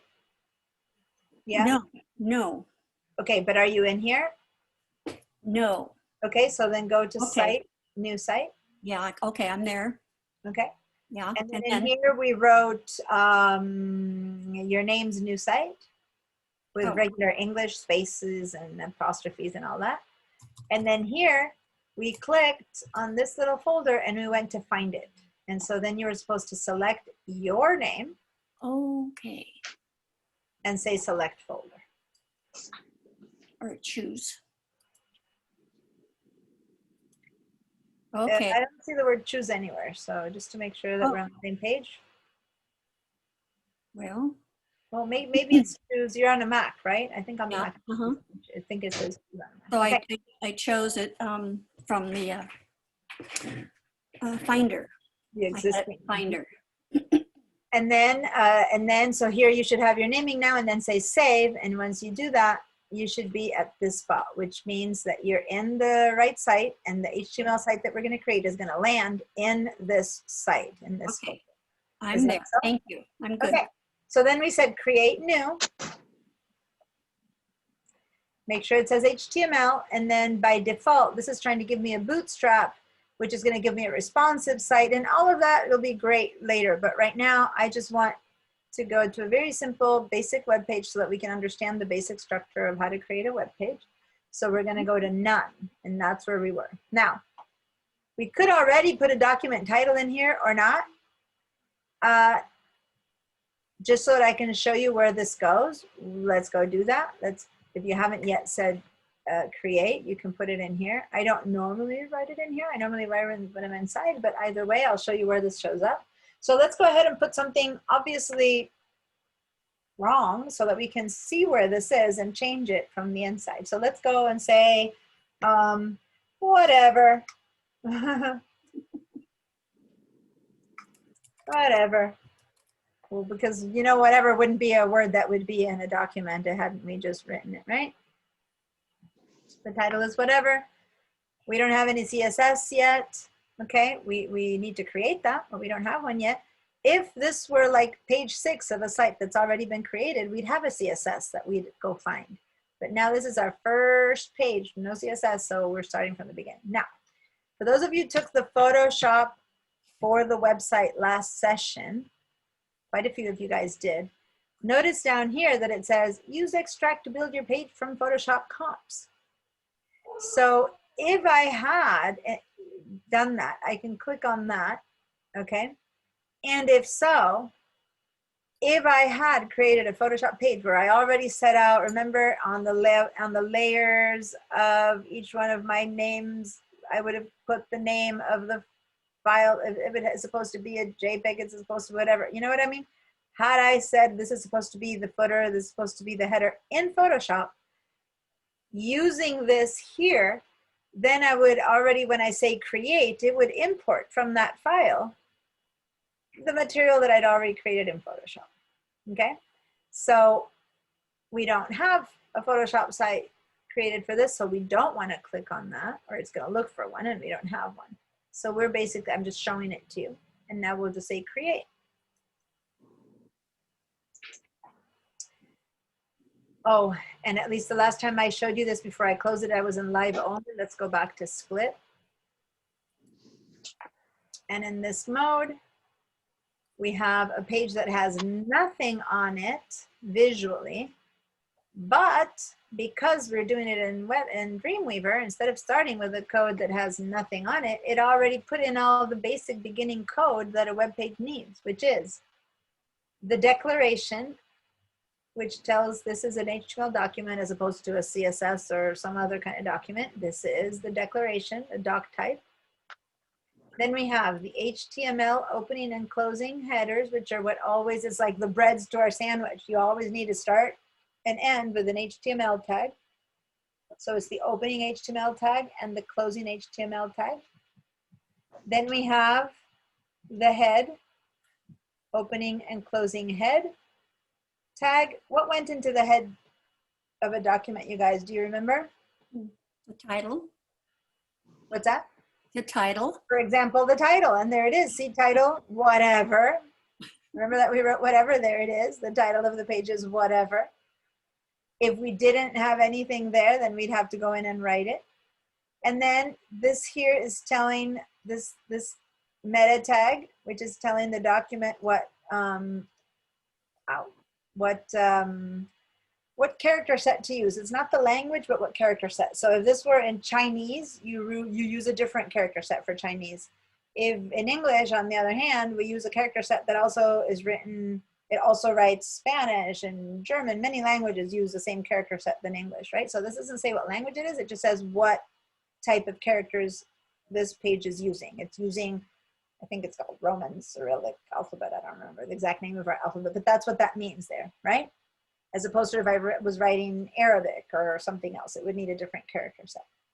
Now, all of the stuff that's in the head is not visible on the page. So there's a whole bunch of stuff in here already, well, two or three things, but nothing's visible. And in here in the DOM, here's my head. And when I click on head, it highlights the head area. And then there's the body. And the body only has opening and closing tags. And what's in between these two tags is going to be everything that the website's going to see. So I can keep putting a ton of stuff in the head and nothing will show up here. But if I put something in the body, it's going to show up here, right? So let's either click in here and write in the code, or since we're in Dreamweaver and we're trying to avoid writing in code whenever we can, let's just go in here and click. And the moment I click in live, look what it's showing up. It's showing body, because that's all that's in here yet. And let's start writing. So let's write my first web page.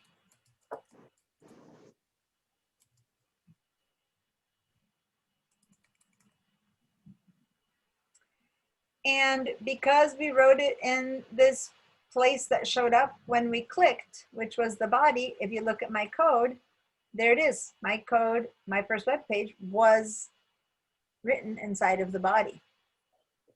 Okay. Now, if I click away, down, click away, meaning this kind of area over here, it'll tell me, oh, you want to see what's in your body? There it is. That's what's in your body. That's the whole thing that's in your body. Now, there's something missing. Those of you who know something about HTML already notice that there's something missing in here.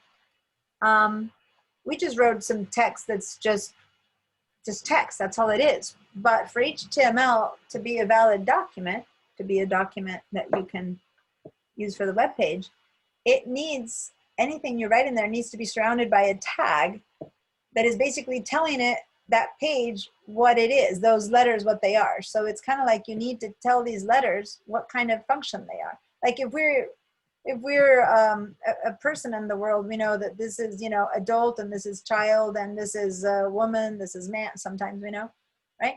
But this is just text. It needs to be told what it is. We need to define it. We need to give it an existence, and it needs to know if it's a headline, if it's just a paragraph, if it's an image. It doesn't know. We need to tell it. And that's what the HTML tag is all about. It's about assigning a function to this text. All right. So we don't know right now. We just wrote some text that has no function. So what we're going to have to do is surround this by a tag telling this thing what it's supposed to be.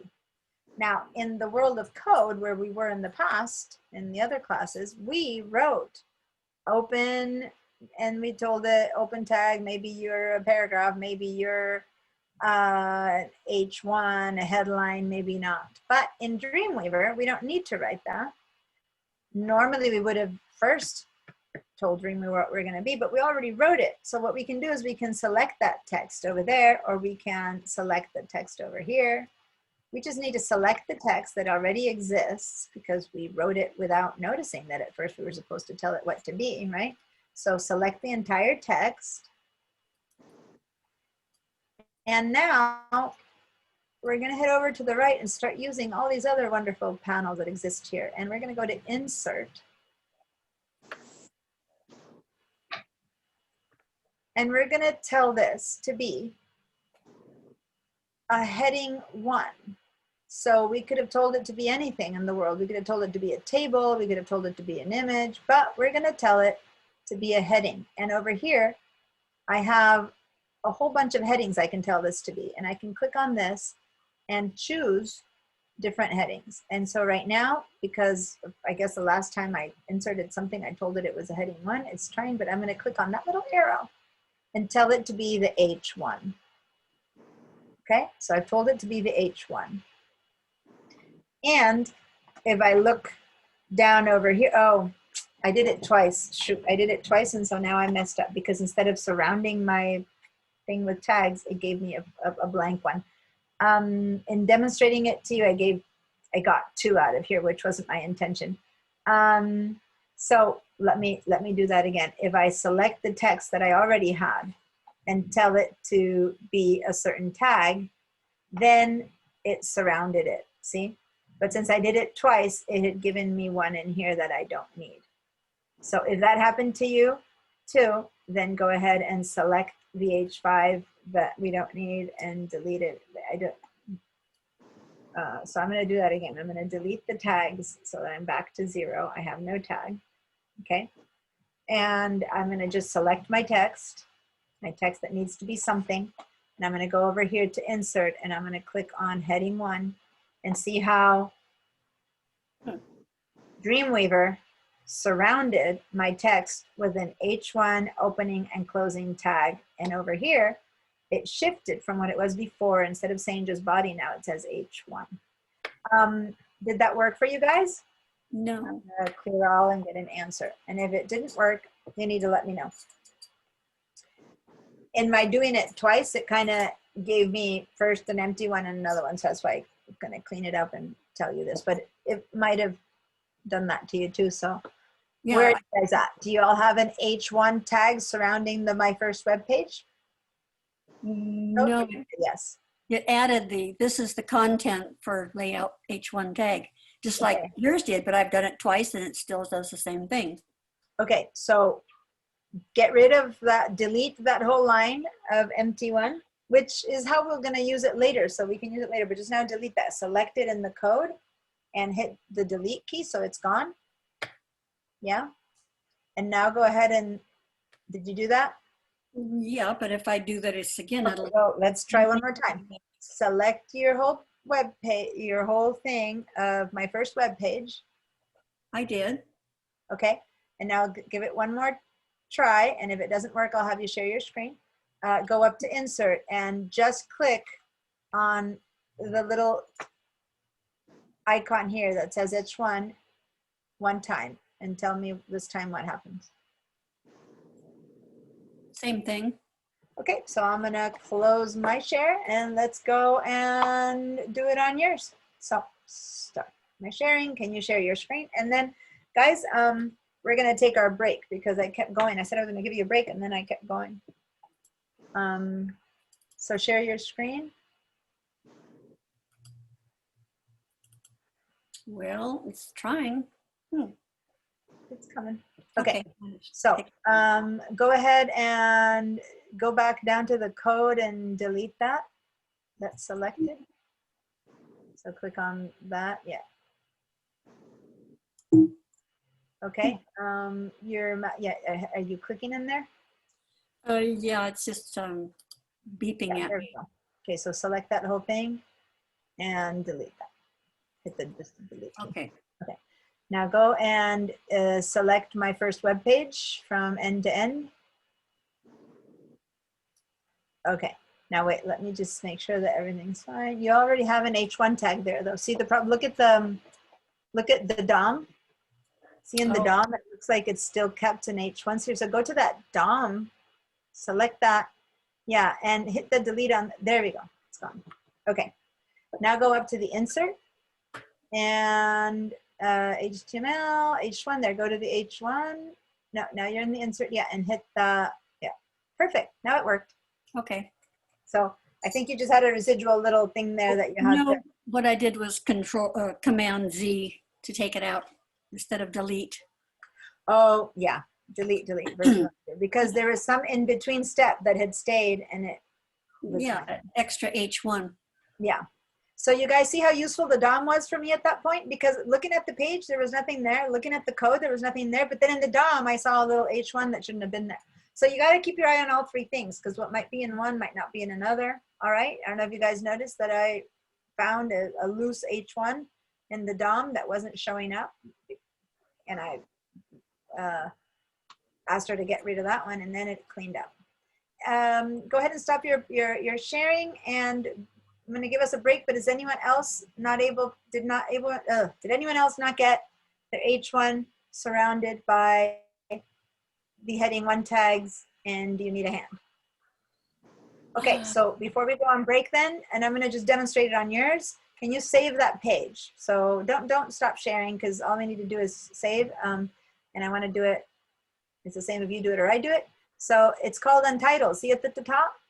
So now go up to File, Save, above that, which isn't in our share, but go to File and Save. Yep. And let's call it, this is going to be the home page of the site. So what's it supposed to be called? Index. Index. Okay. So we're going to call it Index. And notice that it's already in the right place. Wait, don't say it. We just got to notice things. It's already in the right place because it says where, because we created the site first. See, we don't have to go search everywhere. It already knows it's supposed to go into that folder. And that's because we created, in the managed sites, we created a new site and it's already going into the right place. All right, go ahead and say save. Great, and now go up in the panels where you just did the insert. No, on the right where you did the insert, go and click on the files panel now. So up at the top, we're in the insert panel. See how there's 4 tabs? Put your mouse where you had it in the insert, go up. No, I'm sorry, I have to get out of the. No, you're fine. No, I can't. I don't have all those things. Wait, I see it, so stop. I see where you are. So go, move your mouse up, up, up, up, up, up, up. Nope, up is, you're not going up. You're going to the left and to the top. Where your mouse was, go back to where you had your heading. I'm at the gallery view and so I can't see you guys. Okay, now I'm all right. All right, go back to your mouse should be over where you inserted the heading tab. Go to where you inserted the heading tab. Don't click, but go to where you put your mouse over. Yeah, now move straight up an inch, straight up, straight up. Good, now you see CC libraries and on to the left you see files. Right to the left. Oh, Yep, yeah. right there, files. Click on that. Okay, so there's 4 tabs there. There's files, CC libraries, insert, and CSS designer. You see that? Click on each one. CSS designer, CC libraries, insert. Okay, each one, this panel is our most important panel next to the DOM panel.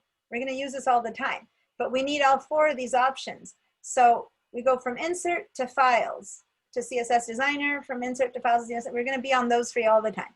So now go to the files one.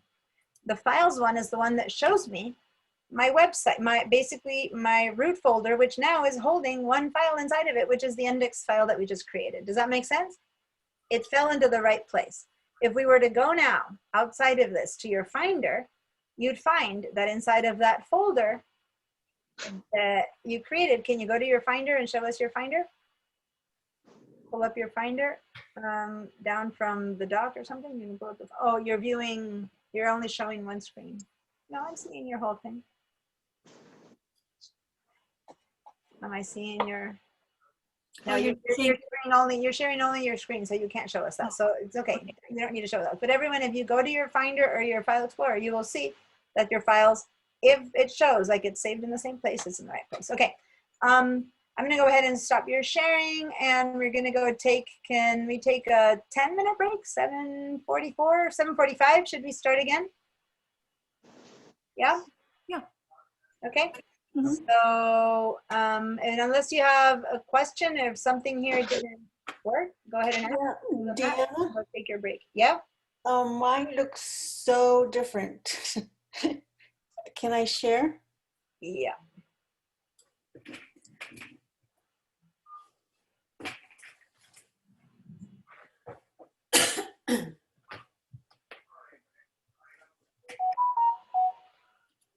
Are you sharing?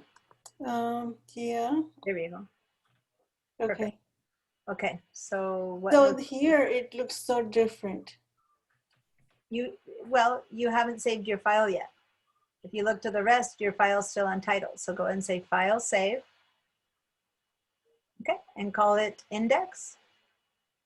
You're in the right place. You don't need to go anywhere, because if you notice at the top, she's on a Mac, and so the window showed a little bit differently, but those of us in VDI, index, call it .html. Save? Index.html. Index dot. It can be lowercase. Extensions are always in lowercase. Okay. Well, I guess, and wait, but look, let me just show you. Look and see how at the top, where it tells you where you're saving it. So you see how it's in the right place? At the, above, move up to where you see a little yellow folder. Keep going up, up, keep going up. Yeah, right there. You click on that. Notice that it's showing you. Yeah, click on that arrow, and it's well, I don't want you to move out of it, but it's showing you that it's in Dreamweaver class files dash Myra's first website. See how that's correct? Mm-hmm. So that's all. I just wanted you to be aware that you're in the right place. Okay, so Oh. you're ready to just save. Perfect. Ah, got it. Now there it is. Your index shows up right in the right place. Okay. Thank you so much. Anyone else who needs a hand with that? Or not? If you're all gone on break, then let's go on break. But in case you need a hand. All right, then I'm going to mute everyone, and I'll see you in about 15 minutes or so, 7:45.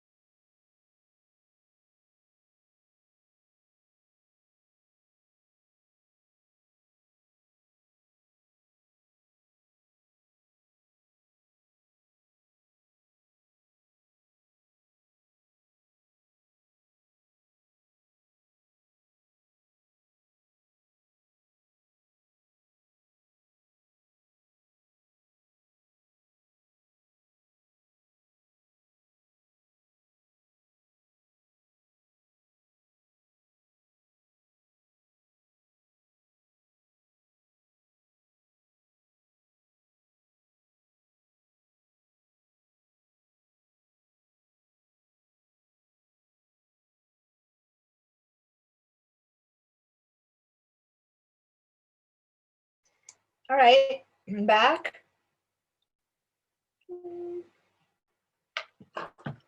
Put a timer on my phone for the length of the break, but the sound was off. My son went, hey, you should be back. So I ran back. Okay, if my dulcet tones are bringing you back, hopefully. Come on back. So I'm aware that some of these basics we went through with the people who took the responsive design class because we had to use Dreamweaver, and so I kind of showed you some basics. But now we're going to investigate more deeply what each one of these options are. And hopefully I'm talking loud enough to call you all back. Those of you who are usually on video, if you're not on video, I'm assuming you're still not trundling home. I did give us only a 10-minute instead of a 15-minute break. So if you're needing the 15, go for it. I don't know why I said 10. I always feel like when I pass my break time, then there's not enough time that I should just give a shorter break. But in reality, it was my fault. I kept going. So I should give you the same 15-minute break. Anyway, I always have this dream of showing you much more than I end up being able to show. So, okay, I'm talking and talking. I saw Leland's little finger up. Everyone else, you're here. Give me a show of life. If you're back, give me a little thumbs up or a hands up or a something if you're home. If you're home, if you're on the other side. Yay, I see little hands up. Okay. All right. So now everyone's back, but we're getting going because you're all back on time. So,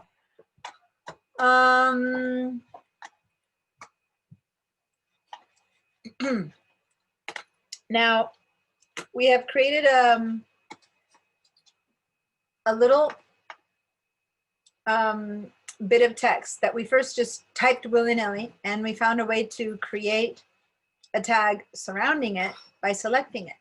But in reality, what we can do now is find different ways of writing things in here, and hopefully first write what we're going to do. Now, we're creating a website because we're just learning what Dreamweaver is about without having any plan. But just so you know, needless to say, by the time you get to using Dreamweaver, you should have already planned out your website and you should know what's what and what's going where, right? So usually what we do is we first create our tags and then we put the content, which is the opposite of what we just did, okay? So this time we're gonna go and create the tag first because we know what we want, and then we're gonna write inside what we want inside that tag. So there's only one H1 in each page. So we're done with using up our H1 for the headline. So what we're gonna do next is we're gonna insert a second headline. And when we put in a headline that's not the first one, we can use as many of the other H's that we want. We can use 2 or 3 H2s, 2 or 3 H3s, H4s, H5s, it doesn't matter. It's only the H1 that can be one and only. And the reason is because this H1, or the heading 1 that we used, is supposed to be the main theme of the whole page. It's the one that Google will search to figure out what's on this page, right? So usually it's very important to make sure that whatever you write in your H1 is something that is really descriptive of what's going to happen in that page. If you write something for a headline and then the page isn't really well related to it, Google, who is the commander of everything online as to whether you show up or not on people's searches, will not be happy because people will be brought to this page because it says my first web page, and then what's in here is a dissertation on how to cook a good chocolate chip cookie. I'm exaggerating. Then people who land on this page will immediately go, whoa, that's not what I want, and they'll leave instantly. And that's that kind of landing and leaving instantly is a point against you. It's a site that Google goes, whoa, whenever people want information about first web pages, I'm not sending them there again. And so you start dropping in the ranks, right? So you want to make sure that when people come to your page because Google sent you there, that what they find is what you said they'd find. and then they stay. And then Google goes, oh, that's a page that really does do what it's supposed to do. And so then you move up in the ranks of being found. Does that make sense, you guys? The whole website optimization. And so it's important that your H1 be specific to what it is that's happening on this page. And that's why there should be 1. But now we're going to put in an H2. And so this time, instead of writing first or text, we're going to go up here to the insert. Oh, can you share your screen, please? Oh, thank you. I'm so glad you keep me honest. Share. All right. So I forget that it's not my pretty face that you guys come here for. Put your mouse in the Insert tab. So maybe you were last in Files or in CSS Designer or anything else. So we go into the Insert tab of these 4 tabs right there. And we're going to insert a heading 2. Now, it's going to insert that heading 2 wherever my cursor is on the code. So make sure that your cursor isn't, in some weird place. If we want our H2 to be after the H1, you can click in there, or in this case, it's simple. So, our cursor was already there because we had just done it, but what if we had been on some other place? So just double click, because that insert is going to have to find a place to go, and it'll happen right after where your cursor is. So my cursor's in the right place, and I'm going to go ahead and I'm going to click in here, and I'm going to insert. Oh, I did it again. This is what I did before. I clicked on the icon, and when you click on the icon, it gives you one more of whatever's already been selected. So notice that I've been given another H1, right? And an H1 appeared here right after this one, and I do not want that, okay? So if right now I go ahead and say Control Z, the whole thing will disappear. Now, when Dorothy, you did a Control Z before, you probably had clicked here or there or something, and that's why it didn't really get rid of it. But if you immediately Control Z, it disappears. Now, say that you didn't do a Control Z immediately and you did something else and yada yada. So then you can go in here and you can just grab the whole thing, tags and all, select it, and then hit delete, and then it'll disappear, okay? But you need to click away. Now, if you then go click here into the HDOM and see that there's only H1, then you're fine. Then you can go here and put your cursor in here again and try again. So my mistake was that I clicked on this icon, and what I should have gone is to the word heading 1. And in here, and when you click on heading 1, it's that little arrow. I'm pointing to the wrong thing. I'm going to do that again. I'm going to do commands, Control Z and Control Z. See that little arrow there? There's the H1 tag, there's the heading 1, and then there's a little arrow. You have to put your finger on that little arrow. There we go, sorry. And that leads down to the different versions. Now, I want an H2, and I click on H2, and now an H2 showed up. Now, if I messed this up because you kept doing what I was doing by clicking on that, and you got more, remember, delete anything that's not right, select it here in the code, hit the delete tab, and now let's go up and click on that little arrow and say H2. You want to clean up all the stuff that's messy and that's not right. Now, up here, it's looking just how it should look. Down here, it's looking how it should look, but in the code, it's kind of uncomfortable because my H1 and my H2 are right next to each other. And truly, normally, how we write code is we try to have each tag on its own line. So my cursor was right after that. And so, as I told you, it inserted it right outside the cursor. So to avoid that, we could have hit the return key and had our H2 show up underneath the cursor. Now notice that up here, if this is up or down, so now here there's no change. And if with this here, I put my cursor in there and hit return for it to go down, it made no change there. Because the positioning of these lines means nothing to how they show up here. It doesn't matter. If I make over here 3 more spaces, nothing changes. These spaces mean nothing. But they are useful for us to understand better. Instead of having one after the other, they're more findable if we have them down there. So I'm just saying that in the comfort of having the H1 in one line and the H2 in this other line. But you can have as many lines in the code as you want. And as long as they're not wrapped by a code, they don't mean anything for the real site. So here I did 3 paces, took 3 paces out, and nothing changed here because this is what's correct. Now, over here, I inserted a heading 2 tag, but heading 2 tag didn't know what to say. So all it did is it put in placeholder content. The placeholder content is, this is the content for layout H2 tag. Now, when I first inserted it, my text was highlighted, but I've been moving in and out telling you stuff, so my text isn't highlighted yet anymore. So if yours is still highlighted, that's fine. But if it's not, go ahead and click in here and select your tag. By the way, you could also do it in here. You can select your tag, your content in there. So you can click in here and select the thing. Now, before we write something in here, I want to show you something. Hold on.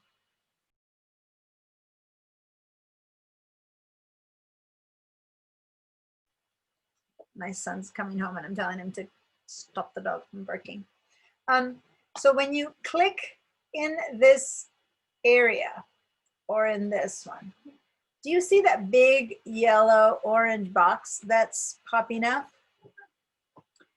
That yellow box right there is a visual representation of each one of the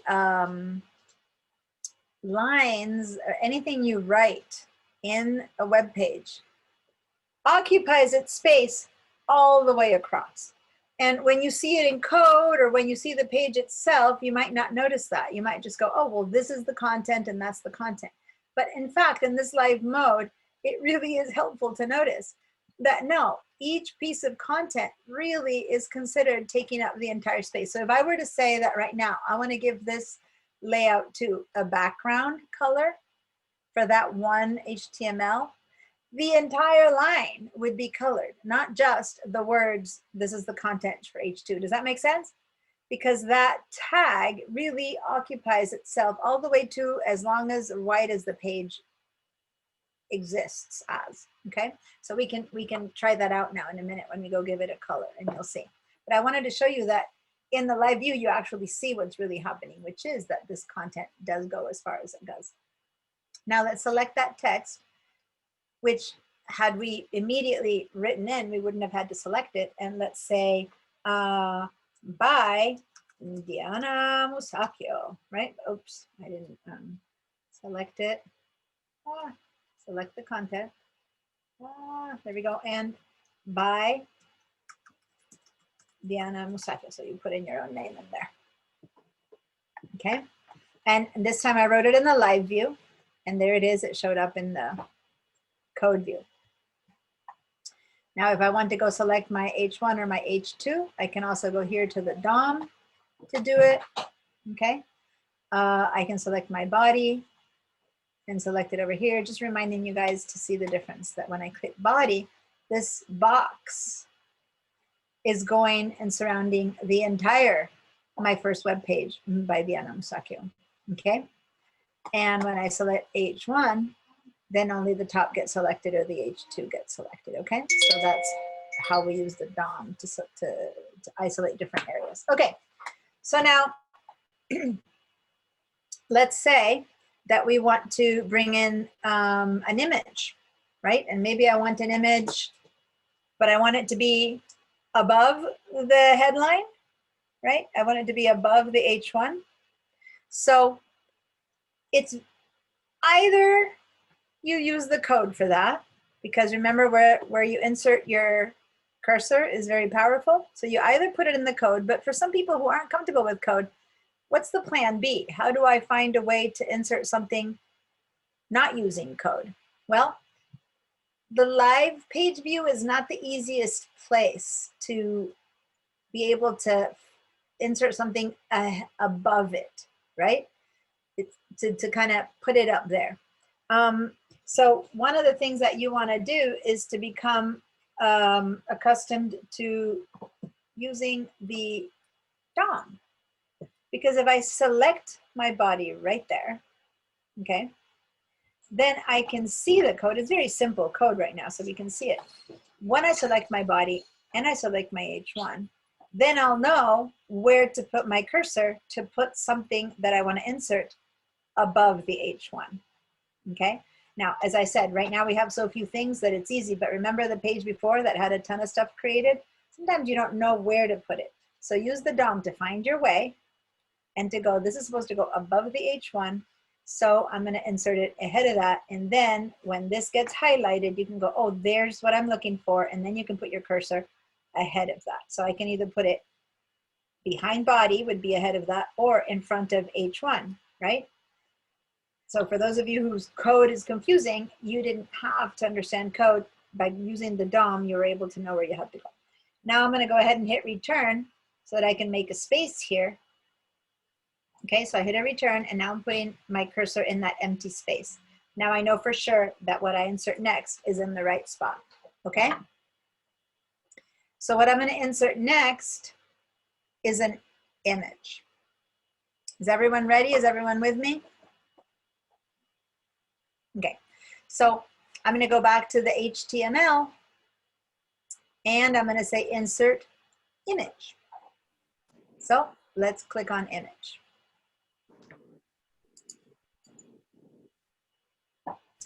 Now, instead of having to write all the code, and this is, remember I was telling you a lot about the positioning and the levels and the stuff like that, where I said, where is the file not? I'm going to go into inserting an image, and over here, what opens up is my root folder. See, Diana's first web page. Yeah. Is this my root folder, you guys? If you can't tell, if you make this bigger, so if you put your mouse here on the side and stretch it out bigger, that's a much better way to understand. And the same with the Mac. Then you can see the whole path. And so where it went is into my Dreamweaver class files and my drive into the drive folder, right? So this is where it's going for images, right?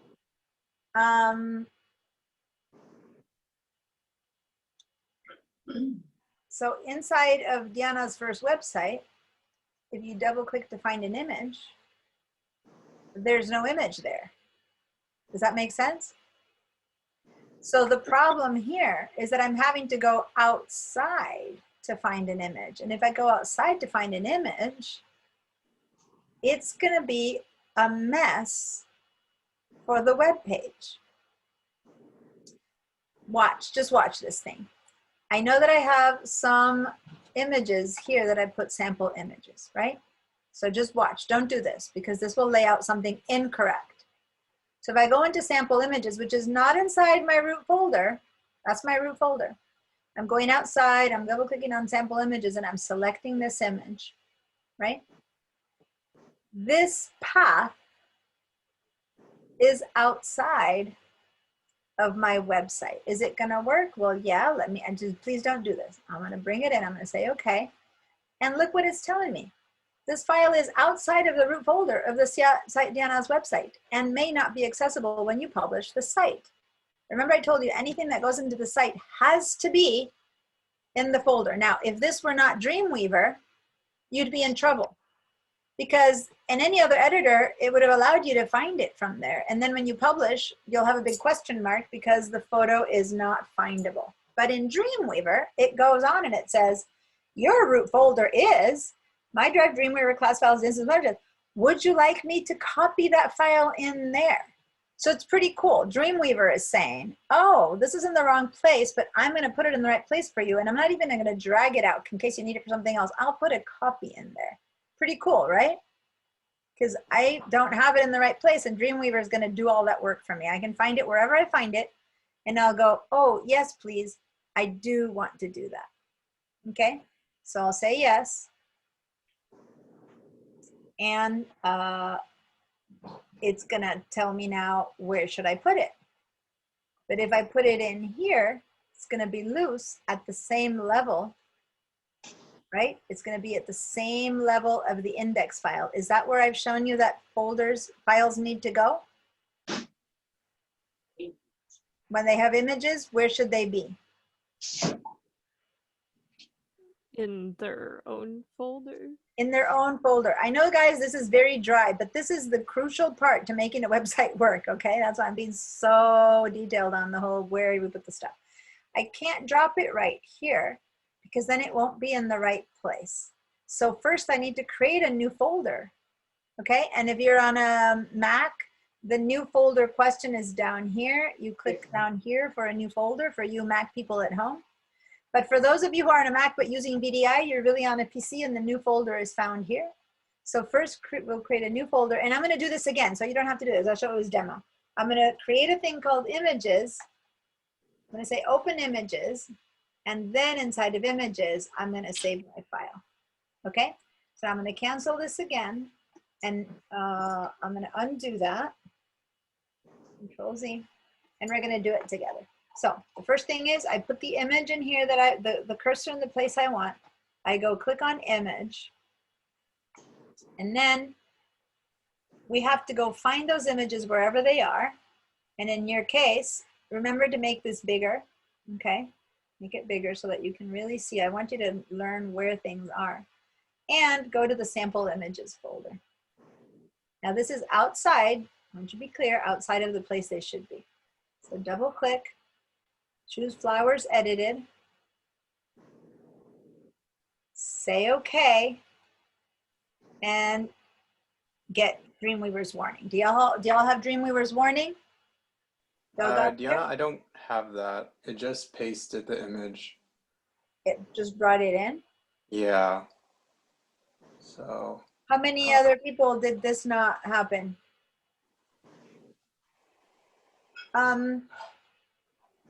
Anyone else who does not see this? Who did not see this? Oh, wait. Anna, you did not see this either? You're saying no? Oh, no, you're fine. Okay, so, so everyone's fine. Everyone saw this except for Leland? Okay, so give me a second. Let me finish this up and then I'll have you share yours and see where it landed. So it's warning me that it's in the wrong place. Do you want me to copy it? I'll say yes. And I need to put it in the folder, which, you know, for PC people, new folder, for Mac people, new folder is down here on the left. And then select that images folder that you created and then go ahead and save. Right. So now that image is in there. If I go to my files, where's that? I need to go get that. Why didn't my folder get created?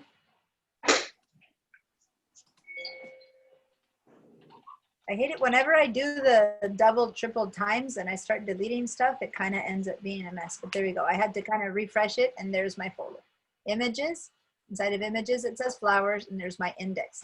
So go ahead and I'm going to stop sharing to see if I get give some support to Leland. But if you guys go to your files and this structure has not set up correctly, what you can do is you can refresh, like go into this place here and there used to be a little refresh icon there. And when you do that, say cancel and it'll kind of redraw, okay? I'm not sure. Oh yeah, sorry, Deanna. I'm actually on my iPad, so I'm connecting to my computer I right saw now. that it was connected. Yeah, so go ahead and I'm here's the having refresh. trouble finding that. Here's a refresh, guys. I couldn't find it. So if this is still not showing you the right thing, if you know you did the right thing, then click on this little arrow here to refresh the page and then it'll show it to you. Now, if you're not there or your file is who knows where, this is the time to ask for my help. So I'm gonna get Leland some help first and then you guys line up. You guys line up for that. Okay, so Leland, are you ready to share? Yeah, give me 1 second. I need to undo it so then I can show you exactly what's going on. Okay, now share my screen. Okay. Okay. So what I've done is that I put the cursor here, right? Yeah. And you went to image. Image. Then chosen image. So it's flowers edited. So when I clicked on this, what I noticed that from not your screen, it had this small drop down. So when I clicked OK, it automatically just dropped it in here. I don't Okay, know. we'll stop right there because I want to show people what happened. Look at the code, you guys. Look at the code that came in to his page. It says source file, D, class websites, new class website, Dreamweaver class file, sample images of flower edited, da da da da da. See all that? It wrote code for all the paths to follow, but that path is not inside of our folder. In fact, if you go to files, go up to the top to files, to the files panel on the right side, right there. If you see in there under his you're in Leland's first website, you can refresh, right? Go straight down to the little refresh. Yeah, click a refresh. Yeah. Oh, you know what's wrong? You don't even have this as an index site. You haven't even saved it as an index. Oh, okay. It doesn't know where to go. Oh. I wonder, I think it's probably because of that. Go ahead and delete this whole, just hit delete because it's all, just delete the insert first. Okay. Go ahead and, since it's also, go ahead and delete all of that. Good, and now go up and save your file. Go ahead and say file save. And put it, make sure it's in the right place, which is Leland's files. Is that what you called your Yeah, that's site? what I called it. Index.html, as long as that's the right name for you, that's fine. Then say save. Okay. So now it should And your index is there. I don't know. That's a guess. Now go and bring it in. Say insert image. Go bring it in and wait, because stop. Before you do that, you said that before you had something. It had this drop down here. Click, and if you do the drop down now, is anything showing up? Okay, and show previous versions. Weird. Well, just go to okay and let's see if it does it wrong again. Okay. Okay, so I'm getting this pop-up. Okay, good. So it was just, you just hadn't told it yet that this was the index file it was supposed to be under. So go ahead and say yes now. Okay. And now it's copying it there. And now create your new folder for images. Good, say open. Or double click, whichever. And now save. Perfect. So, and now look at your path. Okay, guys. So if you look at his path right now, it's saying image source. Image is the tag. Notice that in the end of that tag, there's no closing tag. The image tag does not need a closing tag. It's just contains the information of where to find it inside of itself in the properties. So it says image source. And then look at how simple the path is. It just says images / flowers edited. Flowers edited is the name. So all it needs to indicate, instead of having to go all the way out and say PC, Dreamweaver file sites, Dreamweaver files, all the entire long path like it did before. Since it knows where it is and it's in the root folder, all it needs to do is it needs to indicate what folder it's hiding in, which is flower images. So it gives you the name of the images folder, dash, and then it puts the name. So that's, dash, it's slash. What that slash means is that you need to go into that folder. Remember I made a point of showing you guys how you go up, outside to one level and down into something. When you go down into something, you go into the images folder and down one level, it's written as images / flowers edited. Had it been the other way around, at some point you need to go outwards, then it would be images ... and something else. That means go out, go up a level. And slash means go down a level, okay? That / means go down. We'll see more of that and then you'll get a feel for it. But that notation that is very simple and clear is the notation you want. If you didn't get this notation, if you got the whole long path that he got, that's because the file is outside of the root folder. Does that make sense? So it's a warning for you that if it's got a whole long name, something's wrong. The only names you want here is the path, bringing it inside of the root folder into your page. Okay, perfect. Can you stop your sharing now? Okay. Okay, Anyone else for whom this might or not have worked? Go ahead and I'm I gonna can't hear find your the, answers. I can't find the file. Okay, perfect. I'll go help you. Everyone else, go ahead and mark it yes if you're fine, you got the right solution, and if not, then I'll help you. So can you share, Rich, your folder, your screen, please?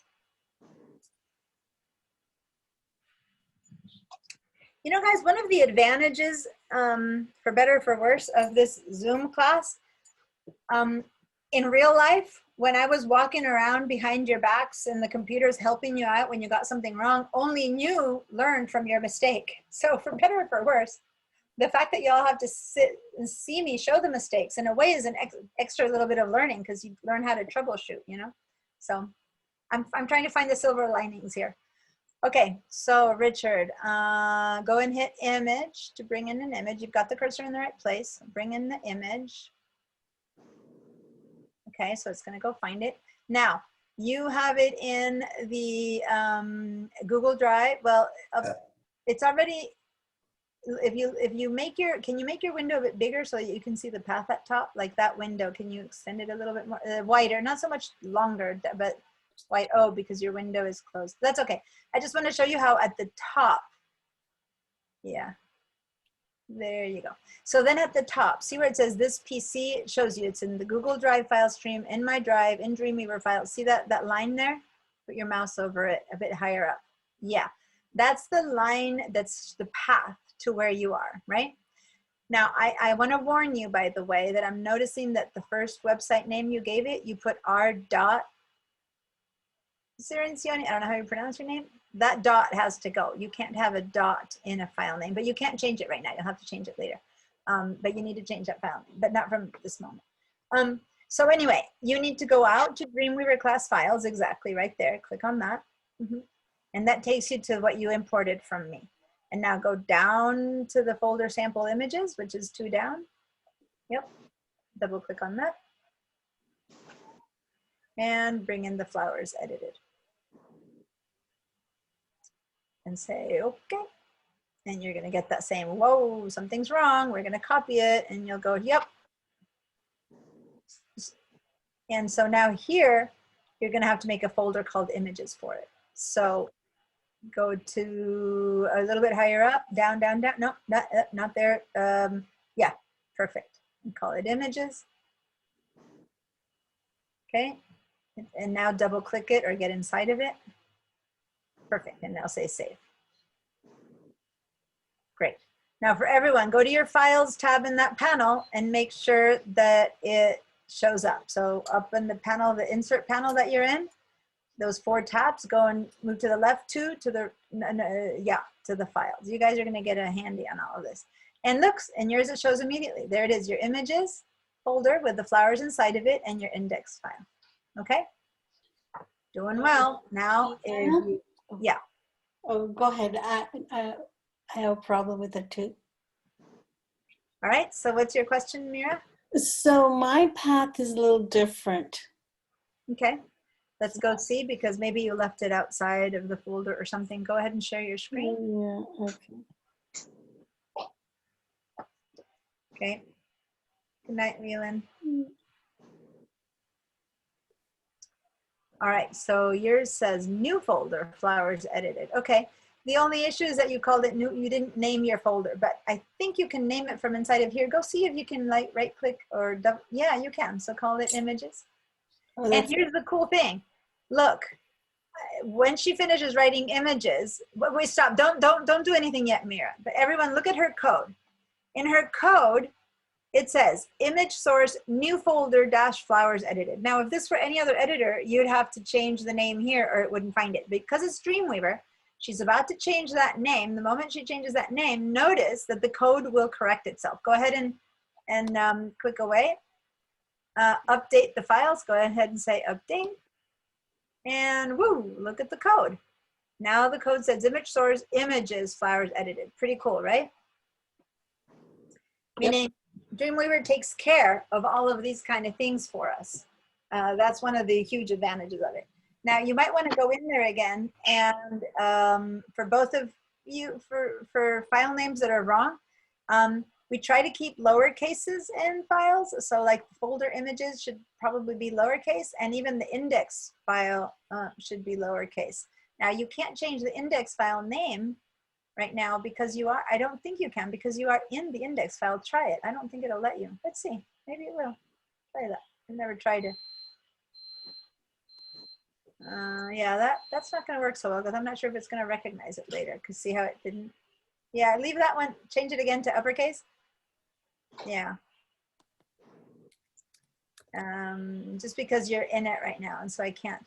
But later for you and for Richard, for the files that are not named correctly, those two you'll have to change at the file level. Okay. But I'll take you there. Anyone else who might have a question right now before we continue? No. All right. Let me share my screen because we're getting near to the end of class. Here we go. So anyway, the stuff that we learned today is kind of the drier part, but this whole setting up your file is called defining your site. Site definition is pretty important. So many people have problems with the file that is completely, a whole website has been designed and is doing great in your, kind of on screen, but when you make it go live, nothing works or stuff doesn't work all over the place because the file and the file setting and the site definition isn't done correctly. So it's very important to start from the beginning with a very clearly organized page. Anyway. So here we are. What's happening to our live over here is that we have a humongous photo. Okay, see like this photo? It's really big. If I go into live mode, it's so big that it's taking up kind of a whole bunch of place. So I'm going to go ahead and go back to split, because if you look at the source code, the way we brought it in is telling us that the file is width 1791, height 770. And that size, by writing it this way, is a fixed size. It's a fixed file size. And what I mean by fixed file size is that whatever size the file originally existed as, like that photograph, that image has a total of 1791 pixels on one side and on the width and 770 pixels on the height. And by bringing it in this way, meaning without a container for it, then that entire image is spreading itself out to its full extent. Thus, we're seeing only a teensy bit of it, okay? We are only able to see a bit because look how wide, look at these pixels right here. The pixels right here show me how wide the pixels are. And right now, if my page, if my window, I close it down, I'm really only seeing about 400 pixels worth of photo. And this photo is 1800 pixels wide, so I'm seeing one little bit of it. If I get to do this and make my page much wider, then I'm seeing about 1250. I'm still not seeing all of it. See that? So by allowing this to be the original size, I would have to have a monitor as wide at least as that for me to be able to see the entire thing. And if I do have a bit more space, and I'm widening it out because I do have a bit more space, I'm having a real hard time with it redrawing in here. It's interesting how this stuff, this white, there we go. So I finally got wide enough that I'm almost seeing the whole thing here. Now I could fake it by giving it a different size, right? I could actually write in here a different number. Maybe I'll write, watch, don't do this, 500. See how my image resized itself, but it resized itself only in the width. So now it's very distorted.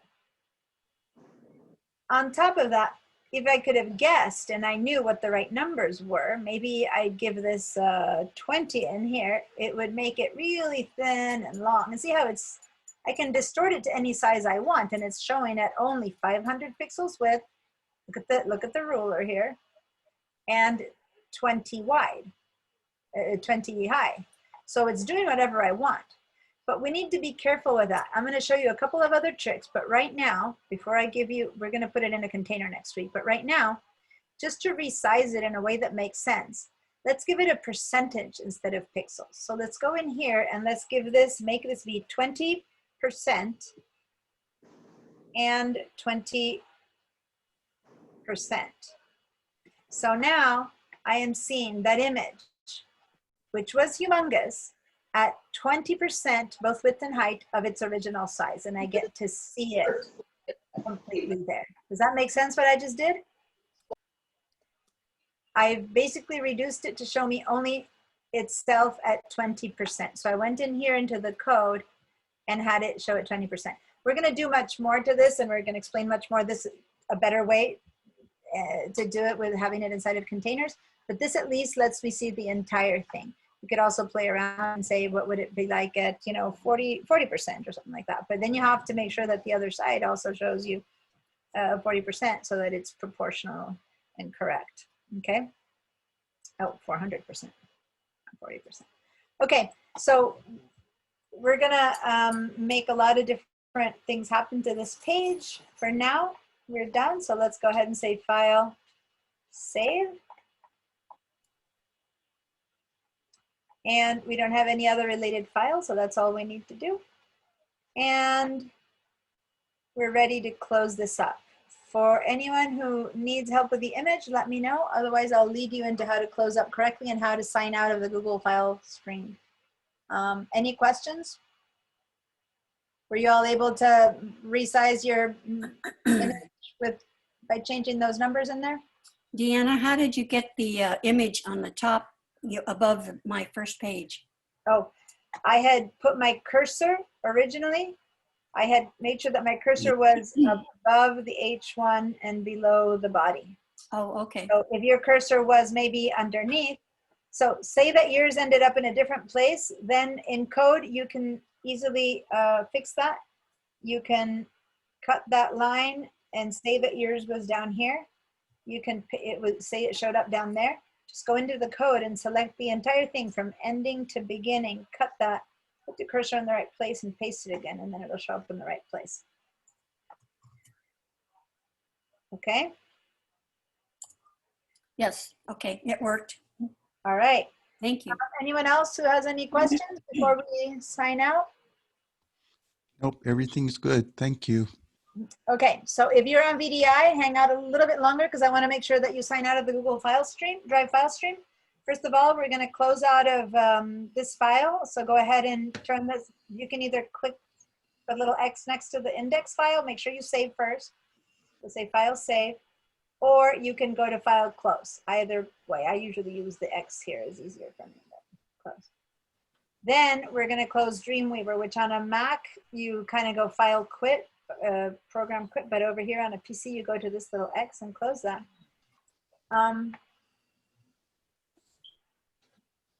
Okay. And we're going to, this was a little preview that I hadn't had you guys do.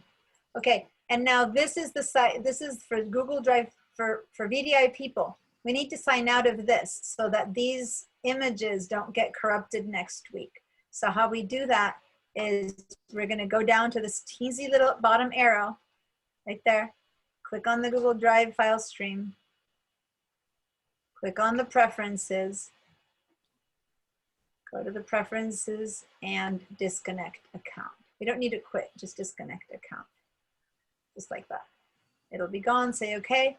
And then that way, when we come back during the week, if you want to work around and play with those files, you have to go back in here and sign in. Click on that and it'll say sign in. But that way, if not, if we don't sign out, then next week when you do open, you have to first sign out, disconnect, and then sign in like we did this morning, and then you can start working. Because otherwise with the Google file stream, they break up. All right. Okay, that's all. Now you can just close any of these and you're done, and you don't need to sign out of VMware. Just by clicking that tab and getting rid of it, you're done. And that closes your VM view and you're set to go. Okay, so sorry, I keep thinking the class ends at 8:30, but I looked at the schedule and it's actually 8:25. So if you're expecting to leave 8:25, I'm sorry I kept you an extra 5 minutes. Other than that, any questions? If you need to go, you can go, but if you have any questions, I'll hang up another few seconds. Okay. Everyone, please practice opening up your files and setting up your Google File Drive stream. Now the images have been copied. Everything has been copied, so we're kind of ready. Okay, I'm not sure how to log off VDI. Just close your tab in the Google browser that you that says VM View, and that's it. You're logged out. Does that work? How do I know? The tab has the name VM View or something like that. The browser tab. VM View, I think it says, or VMware. I'm not sure which. Oh, yeah. There you go. Does that work? What am I supposed to see? I don't know. Nothing. You're supposed to just see your computer again with nothing on, nothing open. Show me your screen if you want, and I'll check and see if you're done.